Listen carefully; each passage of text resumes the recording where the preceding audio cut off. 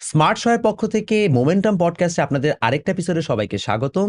আজকে আমার সাথে স্পেশাল গেস্ট হিসেবে আছে ডক্টর বনিয়ামিন অপু। আপনারা তাকে ডক্টর বনিয়ামিন অপুর থেকে অপু ভাই হিসেবে বেশি চেনেন এবং ফেসবুকে বিভিন্ন ধরনের তার মজাদার পোস্ট এবং তার মিডিএমের পরিবারের পক্ষ থেকে যে সুন্দর সুন্দর যে আপনাদের ক্লাসগুলো উপহার দেওয়া হয়, তারই একজন অন্যতম আমরা বলতে পারি কর্ণধার এবং তার সিইও, তার বস বা চেয়ারম্যান হচ্ছে আমাদের অপু ভাই। অপু ভাইয়ের ব্যাপারে আজকে আমরা অনেক কিছু জানবো। তার জার্নি কি, ওভারঅল যে মিডিয়াম প্রতিষ্ঠা তিনি কিভাবে করলেন, এর পাশাপাশি একজন ডক্টরের পাশাপাশি সফল উদ্যোক্তা তিনি কিভাবে হলেন, সবকিছু নিয়ে আজকে আমরা এই জার্নিতে বা এই পডকাস্টে আপনাদেরকে জানানোর চেষ্টা করব। অপু ভাই কেমন আছেন এবং কেমন লাগছে এসে? আলহামদুলিল্লাহ, ভাল লাগতেছে এবং এটাই আমার জীবনের ফার্স্ট ফার্স্ট পডকাস্ট। মানে এই প্রথম কথা বলতেছি এভাবে আরকি। কারণ আমি ক্যাজুয়াল টাইপের একটা মানুষ। হুম, হুম, হুম। ফরমাল ওয়েতে কথা বলার সুযোগ এই প্রথম হইলো। আশা করি জীবনের অনেক কিছুই বলার সুযোগ হবে। হ্যাঁ, ইনশাল্লাহ। দেখা যাক, তোমার প্রশ্নের উপরে ডিপেন্ড করে সেটা। আচ্ছা ভাই, প্রথম প্রশ্নটা কিন্তু আসলে শুরু হবে যে একটা অ্যাডমায়ারেশন দিয়ে, কারণ আমি যতটুকু জানি বাংলাদেশে প্রথম গ্র্যান্ড সেলিব্রেশন এই আইডিয়াটা আপনি নিয়ে আসছেন এবং এখন সবাই আসলে আপনাকেই ফলো করে। এইটার পিছনে ব্যাকগ্রাউন্ড স্টোরিটা কি? এইটা বলেই তো আমাকে আর দুঃখে ফেলে দিচ্ছে। কারণ একটা গ্র্যান্ড সেলিব্রেশন করতে গেলে যে পরিমাণ টাকা খরচ ফ্যাক্ট না। ফ্যাক্টটা হলো যে হ্যাসেল। হুম, এই হ্যাসেলটা আমরা পোহায়ে আসছি আরকি, বুঝতে পারতেছি যে কি অবস্থা হয়। হুম, হুম, তো আমার খুব ইচ্ছা ছিল এটা শুরু, যেমন আমি করার আগে অনলাইনে আর কেউ করে নাই। হুম, হুম, হুম, ফার্স্ট আমি, হ্যাঁ? তো এবং বড় করেই করছি। কেন করছি? তার উদ্দেশ্য ছিল এরকম যে ১ম দিকে যখন ফার্স্ট করি তখন এই স্টুডেন্ট গুলো আমার সব অনলাইনে ছিল। হুম, হুম, হুম, এখন অনলাইনের পরিচয়েও এত সুন্দর একটা মানে তোমার সম্পর্ক তৈরি হতে পারে স্টুডেন্টের মধ্যে, হুম, হুম, এটা আমি অবাক হয়ে গেছিলাম। হুম, হুম, হুম, কারণ আমি পার্সোনালি আমার সব স্টুডেন্ট সে অনলাইনে হোক, অফলাইনে হোক, হুম, হুম, তাদের সাথে সরাসরি কনট্যাক্ট রাখার ট্রাই করি। হ্যাঁ, হ্যাঁ, সবসময় আমি বলি ২৪ ঘন্টা আমি অ্যাক্টিভ আছি। তোমার যখন যা সমস্যা হবে তুমি আমাকে মেসেজ দিবা। এবং এই যে মেডিকেল ভর্তি পরীক্ষার যে আগের ১০-১৫ দিন হয় প্রতি ব্যাচে, এই ১০-১৫ দিন স্টুডেন্ট গুলো খুবই কনফিউজড থাকে অনেক কিছু নিয়ে। দ্যাটস ওয়াই এরা আরো বেশি মেসেজ দেয় হুম, হুম, এবং হুম, তাদেরকে সান্ত্বনা দিতে হয়, বুঝাতে হয়, সব সমস্যার সলভ দিতে হয়। দিতে, দিতে একসময় স্টুডেন্ট গুলো খুবই ক্লোজ হয়ে যায় এবং হুম, দেখা যায় আমি কিছু, কিছু স্টুডেন্ট পাইছি যে রেজাল্ট দেখার পরে ফার্স্ট আমাকেই জানাইছে সে। তখন আমি জিজ্ঞেস করছি, "তুমি কি তোমার মা-বাবার কাছে জানাইছো?" "না ভাই, আপনাকে ফার্স্ট না জানাইছি।" ভাই, আমি এটা বলছি। কিন্তু একটা মজার জিনিস। হ্যাঁ, আসলে ওই যে অনেক সময় এখন তো একেকটা স্টুডেন্ট সব প্ল্যাটফর্মেই থাকে।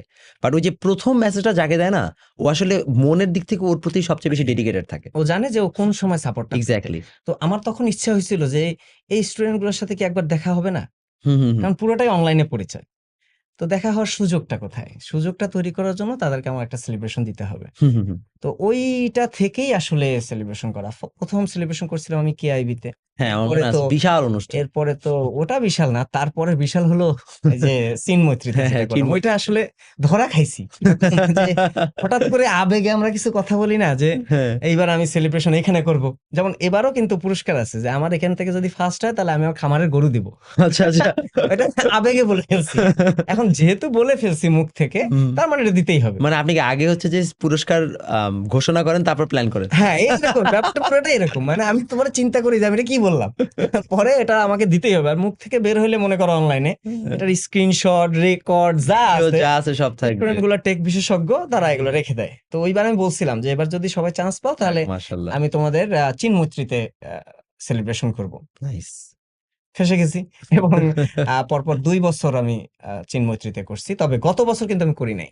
গত আচ্ছা, বছরের এই পুরো যে যতটা খরচ হয় তার 90% আমি একটা ভালো কাজ করছি। আচ্ছা, আচ্ছা। আ সেটা হলো যে ৮০ টা পরিবারকে আমি হুম, সাহায্য করছি। যাক এবং এটা মাশাআল্লাহ। স্টুডেন্ট থেকে অনুমতি নিয়েই। হুম, ওদেরকে হুম, আমি আবার একটা নতুন কিছু ইনোভেশন করছি অলরেডি। হুম, হুম। সেটা হলো ওদের প্রত্যেককে ক্যাম্পাসে আমি নিজ হাতে ওদের ক্রেশ দিছি। তাতে ক্যাম্পাসে হ্যাঁ, যেয়ে? জি, সবাইকে। বাহ! বাহ! মানে সবগুলোকে ক্যাম্পাসে, তাদের নিজ ক্যাম্পাসে আমি ক্রেশ দিছি। যাক এবং মাশাআল্লাহ। ইনশাআল্লাহ এটাও প্রচলন করে দিলাম। সামনে দেখতে পাবেন। মানে আপনি কি যে ট্রেন্ড সেটার। হ্যাঁ, এই সেটআপটা এখন পর্যন্ত কেউ করতে পারে নাই, আমি করছি। এই যে কয়দিন আগেই তো আমি রাজশাহী মেডিকেলে গেলাম। হ্যাঁ, হ্যাঁ। ইনফেক্ট আমাদের পডকাস্ট পিছাইছে এই কারণে। এবং ওই সময় রাজশাহী মেডিকেলে, এবং এটা সুবিধা হইছে। সুবিধা হুম, হইছে কি আমাদের এখান থেকে যত যা চান্স পাইছে হুম। সবাই উপস্থিত হইছে। ওহ নাইস। কারণ হলো ওরা সবাই ক্যাম্পাসে আছে।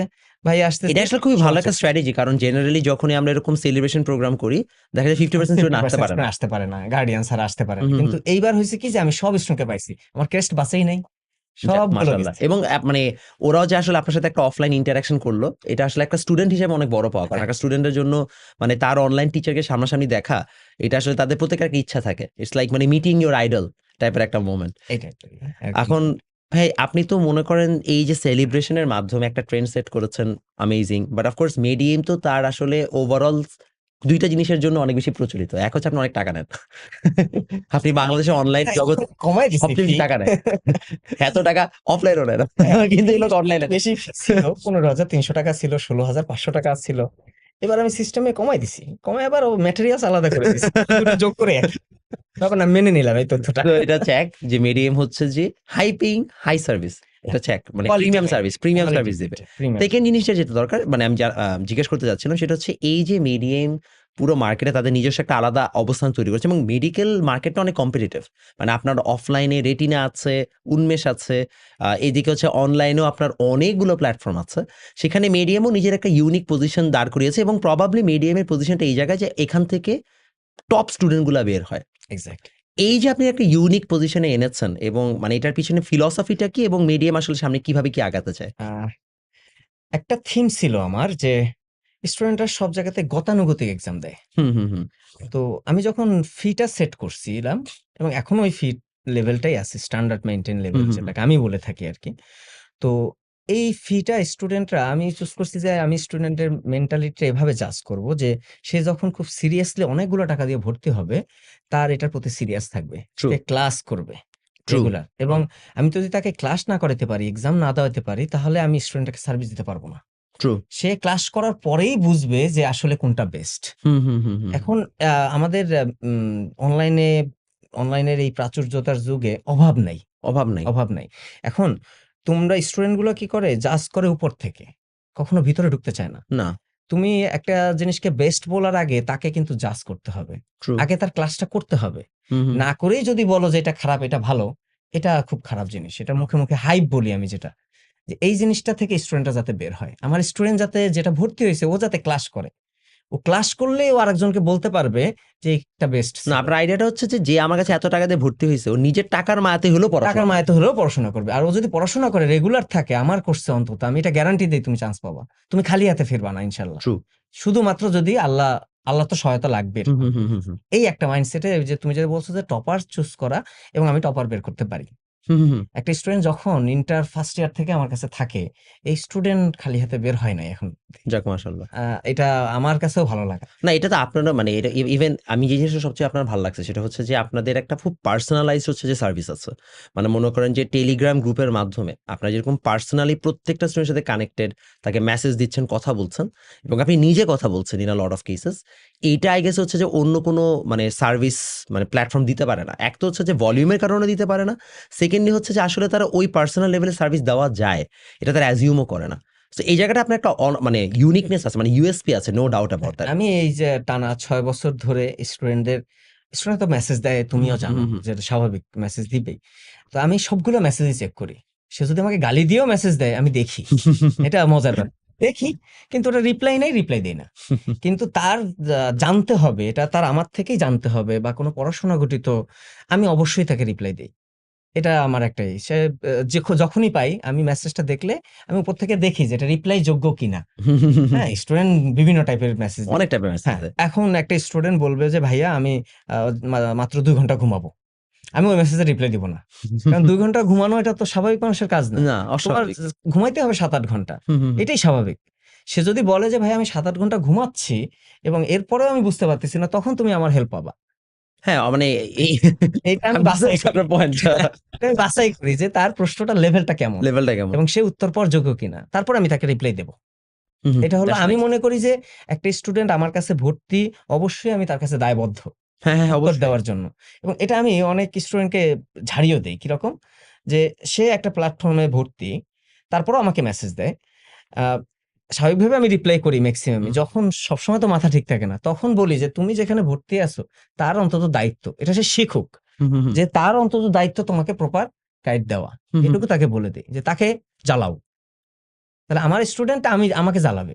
স্বাভাবিক আমার এটা দায়িত্ব এটা এটা ভাই ট্রু। যেমন এই বছর আমি ভাই একটা কোর্স নামিয়েছিলাম 9-10 এর। তো এখানে প্রায় আমার প্রায় ৫০০-৬০০ স্টুডেন্ট ছিল। প্রবলেম যেটা হয়েছে ভাই ৫০০-৬০০ স্টুডেন্ট যখন মেসেঞ্জারে আমাকে জ্বালানো শুরু করছে, আমার না রাতের ঘুম হারাম হয়ে গেছে। মানে আমি মনে করেন রিক্সায় যাচ্ছি তখন আমার বসে, বসে ম্যাথের সলভ দেওয়া লাগতেছে। রাস্তায় হাঁটতেছি আমার ম্যাথের সলভ দেওয়া লাগতেছে। ইটস আ পেইন, বাট আমি এটাও বুঝছি যে আমি যদি এই জায়গায় অন্য কাউকে দিয়ে দিতাম যে না তুমি ম্যাথের রিপ্লাইটা দাও, ও তাতে না খুশি হবে না, আমার মুখ থেকে উত্তরটা শুনতে উত্তরটা চায়। শুনতে চায়। বিরক্তিকর হ্যাঁ, দোয়া জিনিসটা। করেন, এটা ওখান থেকে শুনলে হবে না। না, আপনি নিজে দোয়া করেন। আমার আমার বলতে হবে, আমার মুখ দিয়ে শুনতে পারলে আমার ভিডিও কল করে বলতে হবে। এখন ওই জায়গাতে হয় কি, আমরা বিরক্ত হইলেও, আমি ওকে আমাকে ওর জায়গায় বসাই, হুম, হুম, হুম। যে আমি যদি ওই হতাম, হ্যাঁ, ওই আমি বয়সে কি আশা ওরকম করতাম? একটা ম্যাচুরিটির মানুষ আসলে কি আশা করে? হ্যাঁ, কি আশা করে? তখন আমি তাকে রিপ্লাই দেই। যাক মাশাআল্লাহ ভাই, মানে আমি এবং দোয়া রাখি যে যতদিন মেডিএম সুস্থ যত বড় থাকবো, হোক, হ্যাঁ, তারপরে ইনশাআল্লাহ। যেন আপনি এই সার্ভিসটা দিতে পারেন, কারণ যত এটা বড় হবে তত সার্ভিসটা দেওয়া কঠিন হবে ইনশাল্লাহ। এখন ভাই মেডিএম শুরুর জার্নিটা কি? মানে ফর এক্সাম্পল অফকোর্স এটা করোনার সময় হচ্ছে যে সবগুলা এডুটেক প্ল্যাটফর্মে উত্থান বাংলাদেশে করোনার সময় বা করোনার 1-2 বছর আগে থেকে। সো মিডিয়ামও করোনার সময় থেকে উঠলো। সো আপনার আসলে গোল কি ছিল, ভিশন কি ছিল, কেন মিডিয়ামটা শুরু করলেন ওই সময়? আ তোমার সাথে তো আমার পরিচয় কম দিনের না, অনেক দিনের। অনেক দিনের এবং ভাই। তুমি আমার জানো যে আমি টেকনোলজিক্যালি অনেক পিছিয়ে। মানে অনেস্টলি ভাই যখন আমি স্টুডেন্ট তখন থেকে। হ্যাঁ, মানে টেকনোলজিক্যালি অনেক পিছিয়ে। তো আমি তখন করোনার ডিউটি পড়ছে আমার হুম, হুম, হুম। হসপিটালে। আমার ২-৩ বার করোনা হইছে। আচ্ছা। হইছেও, এবং আমি এখানেই ছিলাম, ঢাকাতেই ছিলাম। হসপিটাল থেকে বের হই নাই। এরপরে টানা ডিউটি করার পরে ছুটি দিয়ে দেয়। আচ্ছা। ছুটি দিয়ে দিত। তো ছুটি দেওয়ার সময় আমি বাড়ি চলে গেছি রাজশাহীতে।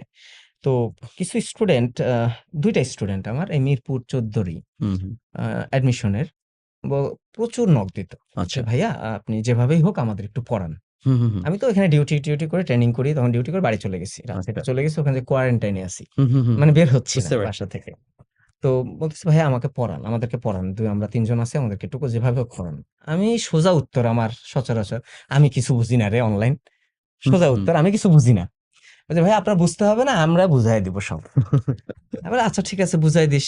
মুখে, মুখে কিভাবে কথা বলব? আপনি জুম ডাউনলোড করেন।" আচ্ছা। এবার এই ফার্স্ট আমি লাইফে শুনছি জুম বলে কিছু আছে। তুমি বিশ্বাস করবা কিনা জানি না। জুম বলে কিছু আছে। একটু আগেও হয়তো তুমি আমাকে শিখাচ্ছিলা যে ভাই এটার এভাবে কাজ করতে হয়। ব্যাপারটা এরকম। Got আচ্ছা it. ডাউনলোড করলাম, ওকে আমি বললাম এই। বলছে, "এবার দেখেন আপনি ওই যে এড করা যায়, হুম। ক্লাস নেওয়া যায়, কথা বলা যায়। আমাদেরকে দেখাও যাবে, আপনাকেও দেখা যাবে।" আচ্ছা, আমি বললাম, "আচ্ছা ঠিক আছে।" ওই প্র্যাকটিস করলাম। তো ওদেরকে ২-৩ দিন পড়াইলাম আমি আচ্ছা, বাসায় থেকে। ওই যে মেয়েটা, ওর ছোট ভাই আছে। আচ্ছা। তো ও ছোট ভাই তখন ওকে বলছে, মানে ও তখন বলছে যে, "ভাইয়া আমার ছোট ভাই ইন্টার ফার্স্ট ইয়ারে পড়ে।" হুম, হুম, হুম। মানে ওদের জাস্ট এসএসসি শেষ হইছে। আচ্ছা। রেজাল্ট হয় নাই, যে ওরা এখন ব্যাচ করবে। হুম, "ভাইয়া আমরা যদি একটা ব্যাচ করে দেই ছোট ভাইদের, ওদের যদি একটা ব্যাচ করে দেই, আপনি পড়াবেন কিনা এটা?" হুম, হুম। আমি বললাম, "তোদের তো আমি মুখে, মুখে পড়াই। অ্যাডমিশন তখন আমার বোর্ড-টোড কিছু লাগে না।" বলল, "ভাইয়া একটা বোর্ড কিনলেই হবে। আর কিছু না।" আমি বললাম, "ঠিক আছে তাহলে ওদেরকে।" White board. হ্যাঁ, একটা হোয়াইট বোর্ড কিনলেই হবে আর মার্কার। এটা তো আপনি পারেন। আমি বললাম, "আচ্ছা ঠিক আছে, এটা পারবো। এটা পরে মিস্ত্রি দিয়ে লাগাই নেবনি।" তো আমি বললাম, "তাহলে ঠিক আছে, আমার কোয়ারেন্টাইন তো শেষ হয়ে যাচ্ছে। আমি ঢাকা যাচ্ছি।" তখন আ আ ওইখান থেকে আমি চলে আসলাম হুম, ঢাকা। হুম। এসে ছোট্ট একটা বোর্ড কিনলাম। জাস্ট এতটুকু। মানে ৫ ফিট বাই কত যেন? নিচে ভাই ৩ feet by ৪ ৩ feet. Feet by ৪ feet, সবচেয়ে ছোট সবচেয়ে ছোট যেটা। যা ৩ ফিট বাই ৪ ফিট। ওইটা আমার টেবিলের সাইডে টানাইলাম এইভাবে। হুম। টানানোর পরে মার্কার নিলাম। আর সামনে আমার টেবিল। আমি বসে এ ওই যে আমার যে ল্যাপটপের জুমের ক্যামেরা আছে ওটাতে আমার ল্যাপটপের ক্যামেরা, হ্যাঁ, ল্যাপটপের ক্যামেরা, ওইটা দিয়ে আমি ক্লাস নেওয়া শুরু করলাম। ওয়েবক্যাম। ওয়েবক্যাম দিয়ে, এবং ওই ওয়েবক্যামে খুবই দারুণ একটা জিনিস লাগতো। আমাকে হাল্ক লাগতো। সবুজ লাগতো। এই ছবিটা আছে। এবার পোস্ট হইছে কয়দিন আচ্ছা, আগে। আচ্ছা। এই যে ফার্স্ট ব্যাচের ছিল, ওরা বলছে যে, "ভাইয়া আপনি তো তখন হাল্ক ছিলেন।" হ্যাঁ, আমি জানি না কি বোর্ড দেখা গেলেই হইছে। তো ওইখান থেকে আমি ওই ব্যাচটা পড়াইলাম ওদের। আচ্ছা। ওই অ্যাডমিশন ব্যাচটা পড়াইলাম। হুম, ওর হুম। পরে আরো একটা অ্যাডমিশন ব্যাচ আসছে তখনই। এবং ওই বছর থেকে আমার আসলে উত্থান শুরু, ওই ৬ টা স্টুডেন্ট থেকে। আচ্ছা, একাডেমিকের ওরা ৬ জন ছিল। ৬ জন থেকে ২ মাস পরে ওদের হয়ে গেল প্রায় ৪৫ জনের মতো ওই আচ্ছা। ব্যাচে। আর অ্যাডমিশনের ওদের একটা ব্যাচ, ওদেরটা আলাদাই রাখলাম ফার্স্ট ব্যাচ যেহেতু। হুম, হুম, হুম। আরেকটা ব্যাচ করলাম, ওখানে প্রায় ২৫-৩০ জন হয়ে গেল মাশাআল্লাহ, অনলাইনেই। সবাই মাশাআল্লাহ। তো তখন বাসায়। হুম, হুম। এরপরে একজন বলল যে, ওরাই আমাকে বুদ্ধি দেয়। ওই জুনিয়র গুলা। হুম, বাবা! হুম। খুব বাজে ওরা। বাবারে বাবা! কি বুদ্ধি ওদের। তো ওরা বলল যে, "ভাইয়া আপনি একটা গ্রুপ খোলেন।" আচ্ছা। এই হলো আরেক পেছালে পড়লাম। পেঁচালে পড়েন। আমি সুন্দর আইডি দিয়ে লাইভ নিয়ে ক্লাস নিয়ে নেই। আপনি একটা পাবলিক গ্রুপ খুলেন। শিখাই দিল পাবলিক গ্রুপ খোলা। ওই সময় গ্রুপ মার্কেটিং প্রচুর হ্যাঁ, চলছে, প্রচুর। গ্রুপ বরং ওই সময় যাদের গ্রুপ উঠছে তারা এখন বড় এডটেক। হ্যাঁ, ওই সময় ওঠা। তারপরে আমার আগে অবশ্য ওরা সবাই কিন্তু শুরু করে দিছে। আমি শুরু করছি সবার পরে। তাই দেখতেছি। আপনি অনেক পরে শুরু অনেক করছেন। পরে, প্রায় করোনা হওয়ার পর ১ বছর পরে। আপনি ২০২১ এর দিকে তাহলে সবচেয়ে ২১ শুরু করছেন। এ হ্যাঁ, আসলে আসছি। এবং তখনও আমি হাল্ক নিয়েই আছি। হাল্ক নিয়ে হ্যাঁ। আছেন। তো তখন ওরা বলল যে, "ভাইয়া আমরা গ্রুপ উঠাই দেব। আপনার কিছু করা লাগবে না, আপনি শুধু খোলেন।" হুম, হুম। তখন আমি মেডিয়াম নাম ছিল না। তুমি হয়তো এটা জানো না। আচ্ছা। এটার নাম ছিল অপু ভাইয়ার পাঠশালা। বুফের পাঠশালা। হ্যাঁ, এরকম আচ্ছা। মানে নাম একটা দেওয়া দরকার দিছি আরকি যাতে নামটা থাকে। ওইটা চলছে অনেকদিন। হুম, প্রায় হুম, ৪-৫ মাস চলছে। তো ওইটা খুললাম। আমি আমার ফ্রেন্ডদেরকে ন এড দিলাম। যতগুলা ফ্রেন্ড ছিল। হুম, স্বাভাবিক ব্যাপার ইনভাইট দেয় কিভাবে শিখে ফেলছি। হুম, হুম, ইনভাইট দিছি। ওই একজন এখন তুমি মনে হয় জানো না যে আমার এই টিচিং ক্যারিয়ার কিন্তু প্রায় ১৭ বছর এখন। হুম, হুম, হুম। ১৬ থেকে ১৭ বছর। তো মিডিয়ামের বয়স কিন্তু ৫ বছর। তার হাতে আর ৬ বছর লাগে হইছে। আরো হচ্ছে অনেক তার মানে এক্সপেরিয়েন্স। আমার ১০ বছর ধরে স্টুডেন্ট আরো আছে। হুম, তো ওরা দেখছে যে আমি একটা গ্রুপ খুলছি। আচ্ছা, তো আমার আসলে আর পিছনে তাকান লাগে নাই। আচ্ছা। ওই যে এখনো দেখবা এই যে ১০ বছর আগের আমার ডাক্তার হয়ে গেছে, বিসিএস হ্যাঁ, হয়ে হ্যাঁ, গেছে, হ্যাঁ। প্রশাসনেও আছে আমার স্টুডেন্ট। আচ্ছা, শাহাদাত ফাহিম আছে ম্যাজিস্ট্রেট। আচ্ছা। তো এরা বড় হয়ে গেছে অনেক। হুম, কিন্তু হুম, হুম। তারপরও ওই গ্রুপে পড়ে আছে এখনো। তো ওরাই খুঁজে আনছে। আচ্ছা। তো এদের তো আল্লাহ ভাই ব্রাদার দিছে। হুম, হুম। এক ভাই আসছে, আরেক ভাই দিচ্ছে। তখন আমি খুব পরিশ্রম করছি। ওই ২ টা ওই বছরটা আমি খুব খাটছি। আচ্ছা, আ তখন তোমার ভাবিও হলো বাড়িতে। আচ্ছা। তখন বাবু পেটে আরকি। হুম, হুম, হুম। তো আমি একাই ঢাকা থাকি। আমার করোনা। তো আচ্ছা। ওদেরকে তো আনা যাবে না। না। তো তখন আমি একা রান্না করতাম, একা বাহ! খাইতাম এবং ওই টানা ৭-৮ টা ক্লাস নিতাম। একাই। একাডেমিক ব্যাচ, অ্যাডমিশন ব্যাচ মাশাআল্লাহ। এবং ফ্রি ক্লাস। এবং একটা মজার ব্যাপার হলো আমি অন্য কোথাও জীবনে ক্লাস নিতে যাইনি। যাক মানে আপনি একমাত্র আপনারটা নিয়ে মিডিয়াম আসেন। মানে মিডিয়ামে। ওইখানেই আমি খাটি। ১০ জন ক্লাস করত, ৮ জন ক্লাস করত, ৬ জন ক্লাস করত। হুম, ও সিনিয়র ওরা কি ক্লাস করবে? ওরা তো জাস্ট শেয়ার দিত। শেয়ার আমি দিতে। বলতাম, "এই একটু শেয়ার দিয়ে দিস।" তাও তো পোস্ট দিতাম। দিছে মানে এতটুকু তো মানুষ ওরাই করে। উঠাইছে, আমি হুম, উঠাই নাই। সত্যি কথা। ওরাই আমার এই পুরাতন স্টুডেন্টদের প্রতি আমি অনেক কৃতজ্ঞ। মানে আচ্ছা। এরা আমার রিজিক এনে দিছে সোজা কথা। হুম, হুম, হুম। মানে ওরাই শেয়ার দিত। বলত, "এই ভাইয়ের গ্রুপে জয়েন হ।" এখনো তো ছোট ভাই ব্রাদার থাকলে, "ভাইয়া আমি এই বছর পড়ছি। আমার ছোট ভাই আসতেছে। ওকে ওয়ার্ড অফ কোন মাউথ অনেক, ব্যাচে অনেক, দিব?" অনেক বড়। হ্যাঁ, আমার এই চেইনটা অনেক বড়। হুম, হুম। আমার কাছে স্টুডেন্টরা হাইপ এ আসে না। আমার কোনো হাইপ নাই। আমি এটা স্বীকার করি। মানে আমার নেগেটিভিটি আছে। আমার নিজের নেগেটিভিটি আছে কিন্তু মিডিয়ামের নেগেটিভিটি নাই। হুম, ট্রু, ট্রু। হ্যাঁ, আমার নিজের নেগেটিভিটি আছে কারণ আমি স্ট্রেইট ফরওয়ার্ড। মানুষ স্ট্রেইট ফরওয়ার্ড পছন্দ করে না এখন। এটা বাংলাদেশের যে যা খায় সমস্যা একটা। তাকে তাই খাওয়াইতে হয়। এটা বাস্তবতা। তুমি আমি মানো কি এগ্রি না করি, আমি মানো? এগ্রি করি ভাই। ধরো স্টুডেন্ট যেটা খাইতে চাবে যে একটা স্টুডেন্ট চান্স পাবে না, তাকে আমি কখনো বলব না, "তুই চান্স পাবি।" এই কথাটা আপনি যদি আউট লাউড বলেন তাহলে শেষ। হ্যাঁ, কিন্তু আমি এটা বলি। এইজন্যই তো আপনাকে পছন্দ করি। এইজন্য আমার পছন্দ করে না। কারণ আমাকে সে সান্ত্বনা দিল না কেন? মানে আমাকে হ্যাঁ, বলল না কেন আমি চান্স পাবো? হ্যাঁ, আমার কিছু করার নেই তো আমি কেন চান্স পাবো? আমি কিভাবে আমার কথা হলো এটা, তুমি চান্স পাবা না। এখন তুমি এটা তোমার জন্য না, তুমি অন্য সেক্টর দেখো। হুম, আমি এটা বলে ফেলি বলেই কিন্তু স্টুডেন্ট আমাকে পছন্দ করে না। ট্রু। এটা। এই একটা ফ্যাক্ট আছে। তো ওই যারা পছন্দ করে আসলে একটা মানুষের কিন্তু ৫ টা আঙ্গুল সমান হয় না। সবাই না, যে পছন্দ করবে ঠিকও না। না। তো লাগে না। ৪ টা আঙ্গুল সোজা থাকলে ৫ উঠে যায় নাম্বারটা পছন্দ পছন্দ। না ৫ করলেও হয়। নাম্বারটা পছন্দ না করলেও হয়। তো ওরাই আমাকে উঠায় দিছে। এখন তো আজকে দেখতেই পাচ্ছ কত মেম্বার। ৩.৫ লাখ, ৪ লাখ মেম্বার আমার গ্রুপে, হ্যাঁ, আপনার গ্রুপে পেইজে। আপনার পেজে প্রায় ২.৫ লাখ ফলোয়ার। ২ লাখ, হ্যাঁ, ২.৫ লাখ ফলোয়ার। হুম, তো যথেষ্ট। অনেক। তো আমার ফলোয়ার দেখো মাত্র ৭০,০০০। আপনারটা কম না ভাই। প্রোফাইলে ৭০,০০০ ফলো কিন্তু আসলে অনেক। হ্যাঁ, এখন আমি ফোকাস দিছি ওই জায়গাতে। হুম, আমি টানা ক্লাস নিতাম ওই মিডিয়ামেই। হুম। আমি ওখানেই পড়ে থাকতাম। ওই একটা স্টুডেন্ট বাড়তে আজকে এই অবস্থায়। মানে আজকে এখন মানে ওই জার্নিটা কেমন লাগে? মানে মনে করেন যে আমি নিজেও আসলে এই জার্নিটা গত ২ বছর ধরে করতেছি। সো আমি এখন যখন তাকাই, মনে করেন আমার Facebook একদিন 0 ছিল। সেখান থেকে এখন ১,৩৪,০০০ ফলোয়ার। YouTube 0 ছিল। সেখান থেকে আজকে দিনে ৯৮,৬০০ মানে সাবস্ক্রাইবার। Instagram এ প্রায় ৬০,০০০ ফলোয়ার। মানে যখন আমি জিনিসটা দেখি আমার জাস্ট মনে পড়ে যে ২ বছর আগে যখন আমি শুরু করছি আমি জানতামও না অ্যাপটা কিভাবে কাজ করে।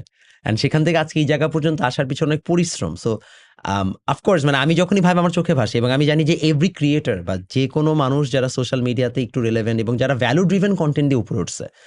ওইসব মানে ক্রিঞ্জ মার্কেটিং না, একদম ভ্যালু ড্রিভেন কনটেন্ট দিয়ে। এই মানুষজনগুলোর না আসলে প্রতিটা কনটেন্ট আমার মনে চোখে ভাসে। কোয়ালিটি যদি তোমার থাকে, তুমি কখনো ডাউন খাবা না। ট্রু। সময় এটা লাগবে কিন্তু ভাই উঠতে। সময় লাগবে। সময় লাগবে। তুমি মার্কেটে টিকে থাকবা। এক্সাক্টলি ভাই। এটা করোনার আমি এগ্রি সময় করি। প্রায় ১০০০ খানেক গ্রুপ উঠছে। কয়টা টিকে আছে দেখো তো? না, সবাই টিকে নাই। এই মার্কেটে তোমার যদি কোয়ালিটি থাকে, হুম, হুম। আমি কি বললাম? তোমাকে ৫ জনের মধ্যে ৪ জন যদি পছন্দ করে তারাই তোমাকে টিকায় রাখবে। আর আমার কাছে মনে হয় যে মানে একটা লম্বা সময় আসলে দিতে হয়। মানে ফর এক্সাম্পল যেকোনো ব্যবসা বা যেকোনো হচ্ছে ইভেন একটা Facebook গ্রুপ এটা যদি উঠাইতে হয়, এখন I guess মনে হয় টাইমলাইনটা একটু বেশি। আপনার এট লিস্ট ২ বছর ৩ বছর খাটতে হয়। লাগবে। আমার মনে হয় মানুষজন ৩-৪ মাসে একটা রেজাল্ট চায়। এজন্যই আসলে কেউ সাস্টেইন করতে পারে না। এই ধৈর্যটা মানুষের মধ্যে নাই। তুমি তো জানো মনে হয় আমার আরেকটা বিজনেস আছে অ্যাগ্রো হ্যাঁ, বিজনেস। হ্যাঁ, হ্যাঁ, এগ্রো তো বিজনেস। এটাতে আমি আমার মনের মাধুরী মিশিয়ে খরচ করছি। হুম, হুম, স্বীকারই হুম। করলাম। এটা থেকে আমি যখন রিটার্ন পাবো কেউ যদি জিজ্ঞেস করে, যেটা থেকে লাভ আসতেছে? আমি বলি, আমি যদি ১৫ বছর বেঁচে থাকি তখন জিজ্ঞেস করেন এই প্রশ্নটা। কারণ আমি গরুর ঘরের উপর ছাদ দিছি। বাবারে বাবা! এটা তো কেউ দেয় না। কি পুকি গরু। মানে আমি দেখলেই শান্তি পাই যে আমার গরুগুলো শান্তিতে আছে। শান্তিতে। এখন কথা হলো কেন? এইটা এই যে আমি বললাম যে ওই যে তুমি যেটা বললা যে টিকে থাকতে হুম, হবে। হুম, হুম। তো আমি এখানে খরচ করে যাব। আমার আসবে, আসবে না এমন না। হুম, হুম। আসবে। কিন্তু সময় লাগবে এবং ওই পর্যন্ত তোমার স্টে করতে হবে। আচ্ছা। অ্যাজ এক্সাম্পল আমার এইটাও মনে আসলো তো, আমার গরুগুলার কথা মনে পড়লো, আমার ভাল লাগে। তো আমার গরু গত বছর আনছিলাম। তো ওই গরুটা তখন আমার ১০ লিটার দুধ দিত। আচ্ছা। ১০ কি ১১ লিটার। ওই গরুটা এবছর আবার বাচ্চা হুম, হইছে। হুম, হুম। এবছরও সে ১৭ থেকে ১৮ লিটার দুধ দিচ্ছে। বাবারে বাবা! এবং আমি যদি আরো টানি আমি ২২ এর উপরে পাবো। তাহলে দেখো একই সেম গরু, তখন তো আমার মনে হচ্ছে যে এটা আমার তো লস প্রজেক্ট। ১০ হুম, হুম, কেজি হুম। হলে আসলে লাভ হয় না। লাভ হয় না। কিন্তু যখন ১৭ কেজি হয় তখন কিন্তু লাভ হয়। তাহলে আমি কিন্তু ১ বছর তার পিছনে সময় দিছি। ভাই যেহেতু আপনার অনেকগুলো ব্যবসা মানে আপনি একটা হচ্ছে এডুকেশন বিজনেস, আপনার অ্যাগ্রো বিজনেস, আপনি মোস্ট প্রবাবলি ট্রাভেল এজেন্সিও খুলছেন। আচ্ছা। সো আপনার যেহেতু প্রায় মাল্টিপল ৩-৪ টা বিজনেস আছে। আরো আছে সেটা আপনি এখনো বলেন নাই আমাকে, আমি জানি। বাট লোকের অনেক কিছু আছে। সো আপনার এই রিয়াল এস্টেট বিজনেস আছে। এটা বলতে ভুলে না, গেছি। রিয়েল এস্টেট না, রিয়েল এস্টেট না, রিয়েল এস্টেট না। আমি যে নিজে কয়টা আছে আর্কিটেক্ট, আমার ঘরের ডিজাইন করি সো আরকি। যে কয়টা আছে যেহেতু আপনি মাল্টি ডিমেনশনাল একজন উদ্যোক্তা, আমি যদি আপনাকে জিজ্ঞেস করি যে যেকোনো ব্যবসা বা উদ্যোক্তার হওয়ার জন্য টপ ৩ টা কি কোয়ালিটি দরকার? আপনি কি বলবেন? আবার সেই বাস্তবতার কথা বলি। হুম, হুম। নাম্বার 1 তোমার টাকা থাকা লাগবে। আচ্ছা, যেকোনো অন্য লাইনের বিজনেস করতে গেলে। আচ্ছা। তুমি ফার্মিং করো, অনেকের ড্রিম। এই যে আসল কথায় আসছো এবং এটা প্রত স্টুডেন্টরা খাবে। আমার এটা প্রত্যেকটা হচ্ছে বলারও কথা ছিল যে এগ্রোতে আসতেছে প্রত্যেকটা, হ্যাঁ বলো, বলো, আমি শুনতে ইচ্ছা করতেছে। Every man has a dream that he will on a farm. হ্যাঁ। প্রত্যেকটা বেটা মানুষের আজীবনের শখ তার একটা গরুর খামার হবে। আমার নিজেরও শখ, প্রতিটা মানুষের শখ তার একটা গরুর খামার হবে। এইটাই আমি শুনতে চাইছি, ওইটাই ব্যাখ্যা দেব। তো শখ থাকতে সবারই থাকবে। ট্রু। আমারও আছে। এবং এইটা থাকতে গেলে তোমার আগে টাকা থাকা লাগবে। আচ্ছা। মানে তোমার যেকোনো জায়গাতে, সেটা যদি তোমার ফ্যামিলি থেকে আসে, মনে রাখবে তোমার জন্য এটা অ্যাডভান্টেজ। অনেক বড় প্রিভিলেজ। হ্যাঁ, প্রিভিলেজ দেওয়া হইছে। আল্লাহ তোমাকে দিছে। দিছে। আর যদি আমাদের মতো হয়, আ এখনো কিছু বললাম না। হুম। আমাদের মতো হয় তাহলে নিজে আগে কামায় নিতে হবে। অনেক কষ্ট করতে অনেক হবে। কষ্ট করতে হবে। কষ্ট করে তারপরে এটা কিন্তু তোমার শখ। তুমি কি বলছো? সবার শখ শখ। থাকে। এটা সবার আমারও শখ। নাহলে আমি ছাদ দিতাম না। আমি সবার ছাদ শখ করে একটা বসে থাকি। সবার গরুর শখ। খামার থাকে। তো ১ম উদ্যোক্তা হইতে গেলে তোমার অ্যাসেট থাকা লাগবে। আচ্ছা, 1 এবং ২য়, আ তুমি ছাড়া তোমার বিজনেসে সবাই তোমার ক্ষতি করবে। এটা মাথায় রাখতে হবে। ট্রু। এই লাইনটা হয়তো এটা অনেক কঠিন একটা কথা। আমি কঠিন কথা কঠিনভাবেই বললাম।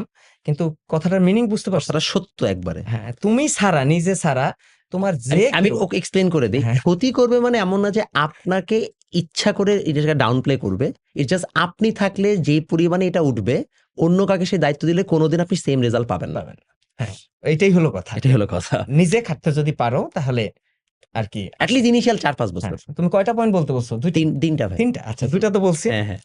3rd নাম্বার পয়েন্ট হলো তোমার মেন্টালিটি থাকতে হবে যে তুমি এখানে থাকবা। হুম। মানে আমি ঢুকছি মানে আমি বের হয়ে যাইতে পারব না। আমি এখানে স্টে করব। স্টে মানে করব। ভাই আরো সহ্য করতে বলে আপস ডাউন প্রচুর। ধৈর্য। ধৈর্য। মানে প্রচুর আপস ডাউন আছে এখানে। মানে আমি শুরু করলাম ৩-৪ মাসের মধ্যে আমি আউটপুট পাবো। হুম, সব বিজনেস এরকম না। True, true. এখনকার সময়ে আসলে বাংলাদেশের প্রেক্ষাপটে যেকোনো ক্যারিয়ারই টাফ। আমার মনে হয় বৈশ্বিক প্রেক্ষাপটে ভাই। হ্যাঁ, মানে পুরা আমি তো আসলে বৈশ্বিক আমি আমি প্রেক্ষাপটে। আমি honestly আমার তো অনেক ফ্রেন্ড এখন বাইরে।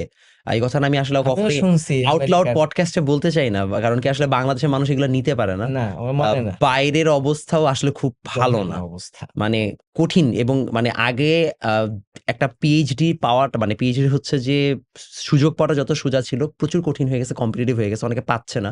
এই জিনিসগুলো অনেকে জানে না বাইরে যে আসলে সবাই ভাবে কি ভাই একটা ইউনিভার্সিটি ঢুকলাম, ইজি সবকিছু। ইজি তারপর সবকিছু লাইফটা ইজি না। এটা হচ্ছে যে ১ম জিনিস।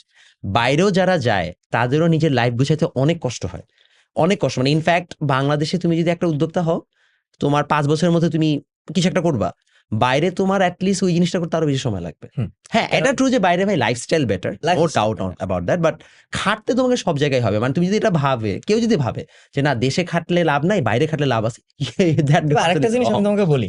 সেটা হলো বাংলাদেশেও তোমার টাকা থাকলে লাইফস্টাইল ভালো। True, true, true. বাংলাদেশে টাকা থাকলে লাইফস্টাইল অনেক আরাম। হ্যাঁ, এইটা বললাম। অনেক বাংলাদেশে আরাম। টাকা থাকলে তুমি যে দামটা, ভ্যালুটা পাবা, বিদেশে ওটা পাবা না। না, এটা বিদেশে ইউ আসলে উইল অলওয়েজ সময় বি আ পাবে। Second class citizen. হ্যাঁ, তো এইজন্য আমি মনে করি যে একটা স্টুডেন্টের তার যখনই হায়ার স্টাডিজে ঢুকবে, হুম, হুম, হুম। ইন্টারে পার হওয়ার পরে তার যেকোনো একটা আর্নিং সোর্স থাকা উচিত। মানি ম্যানেজমেন্ট শিখতে হুম, হলে।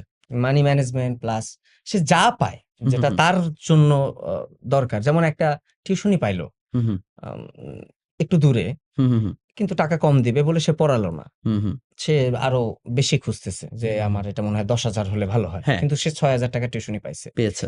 আ সে তখন ওই ৳৬,০০০ টিউশনিটা হারায় ফেলে হুম, হুম, হুম। ফার্স্টে এসে। তখন এটা আমি বলব এটা করা উচিত না। আমি ঢাকায় আসার পরে হুম। পেটে ভাতে টিউশনি করাইছি। এটা বলছেন আপনি অনেকবার হ্যাঁ, গল্পে বলছেন। এই যে আমি আসার পরে বেতন পাইতাম না। জাস্ট হলো তার বাসায় আপনার খাইতাম। আপনার স্ট্রাগল স্টোরি মানে ওরা যখন শুনবে, আমি জানি না কয়জন চোখের পানি ধরে রাখতে পারবে। বিকজ মানে আমি জাস্ট প্রি ইন্টারভিউতে শুনেছি এবং আমি ইচ্ছা করে স্টোরিটা লাস্টের জন্য রেখে দিছি। মানে এই লোকটা কিভাবে উঠে আসছে এটা আপনারা জানবেন আজকে। আচ্ছা বলবো। আমি আচ্ছা আজকে প্রাণ খুলেই আজকে বলব। প্রাণ আমি খুলে সব বললাম। বলি না। আজকে কিছু আগ-ঢাক রাখা লাগবে না ভাই। প্রশ্ন আরেকটা জায়গায় আছে এবং এই প্রশ্নটা আমি করছি বিকজ এই প্রশ্নটা আমি প্রচুর ফেস করি। এখন আমার ভাই চামড়া মোটা গেছে। আমি জানি আমার থেকে ২ লেয়ার মোটা চামড়া আপনার। এটা নো ডাউট।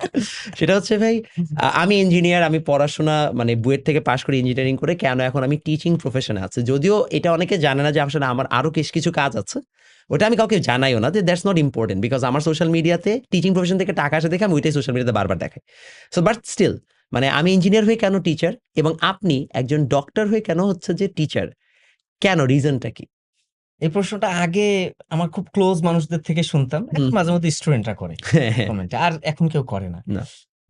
তো ১ম কথা যখন আমি ঢাকা মেডিকেলে পড়ি, হুম, ঢাকা মেডিকেল পড়তেছি তার মানে আমি ডাক্তার হব। হুম। হয়েও গেছি।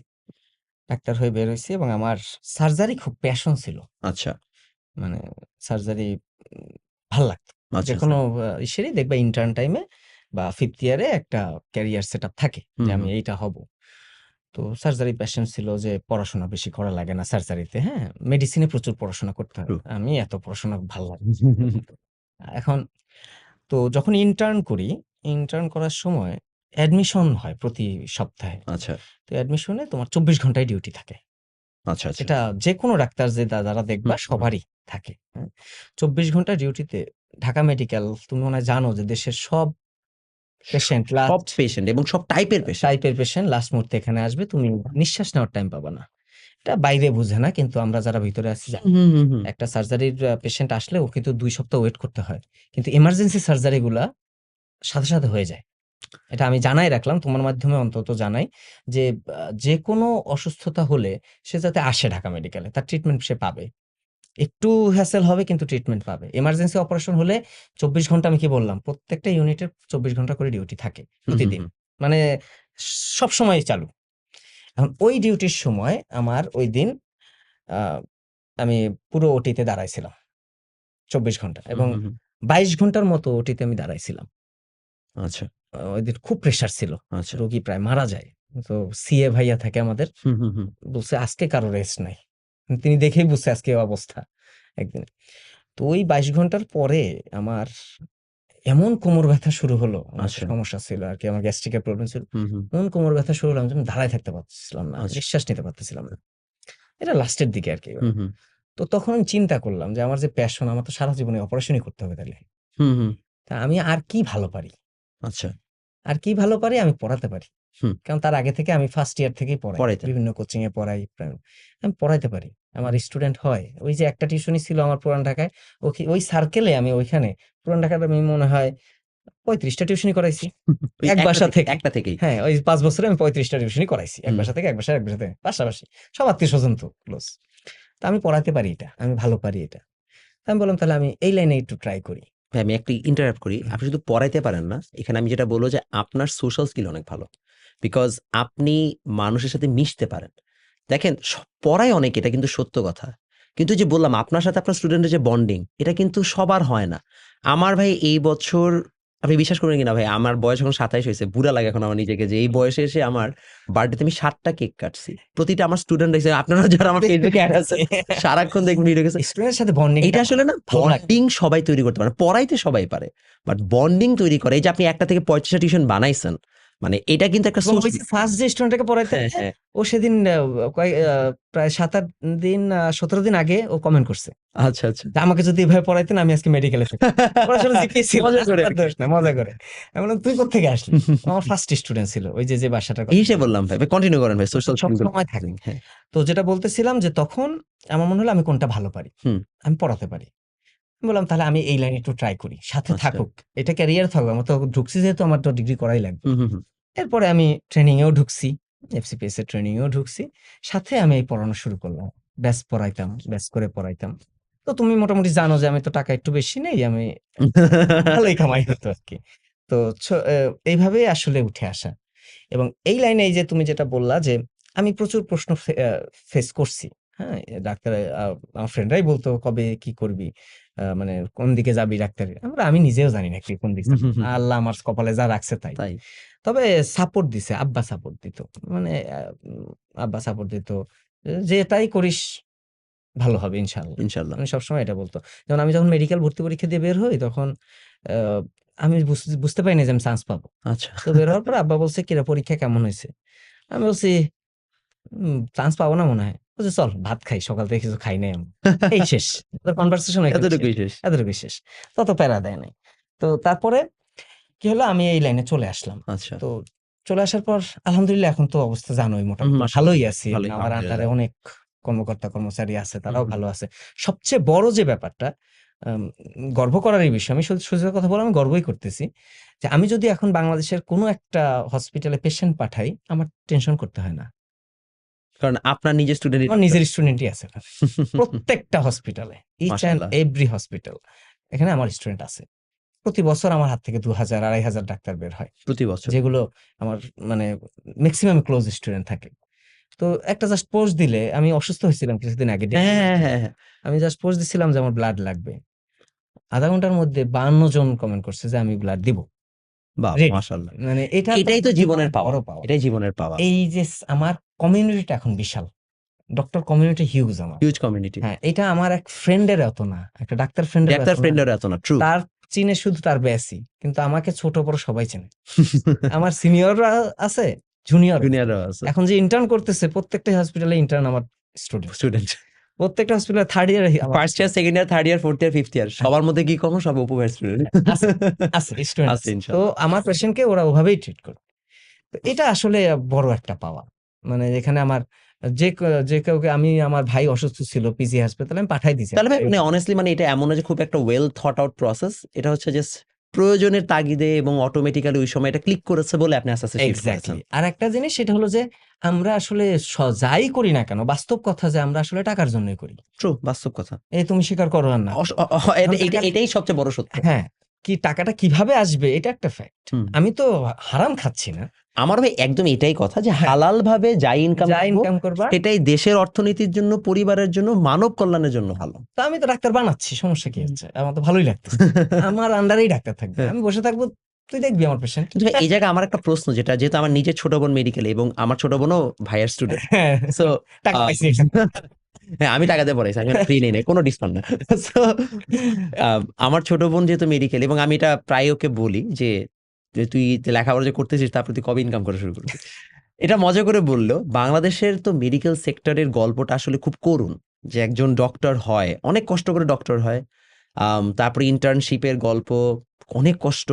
তারপরে সবাই কি আসলেই ওই পর্যায়টায় যেতে পারে? মানে যেমন করুণ কথাগুলো মনে এখন করেন যে বলা মেডিকেলে ফর এক্সাম্পল মেডিকেলে যখন ভর্তি কোচিং গুলো হয় তখন তো আসলে সবাই যে একটা গল্প বলে যে একদিন তুমি সাদা অ্যাপ্রন পরবা, সাদা অ্যাপ্রনের হচ্ছে স্বপ্ন, স্টেথোস্কোপ দিয়ে মানে রোগী দেখতেছে এবং ভাবতেছে ওই দিক দিয়ে আবার খালি চেম্বারে খালি টাকা ঢুকতেছে। মানে এই স্বপ্নটার বাস্তবতা কতটুকু? এমন একটা কোয়েশ্চেন করলা যে আমার এখন আমার স্টুডেন্ট কমে যাবে। তারা ডাক্তার হবে না। এরকম একটা কোয়েশ্চেন। এখন কি বলবো? প্রশ্ন যেহেতু করেই ফেলছো। আচ্ছা পুরো প্রেক্ষাপটটাই বলি আজকে। হুম, শিওর।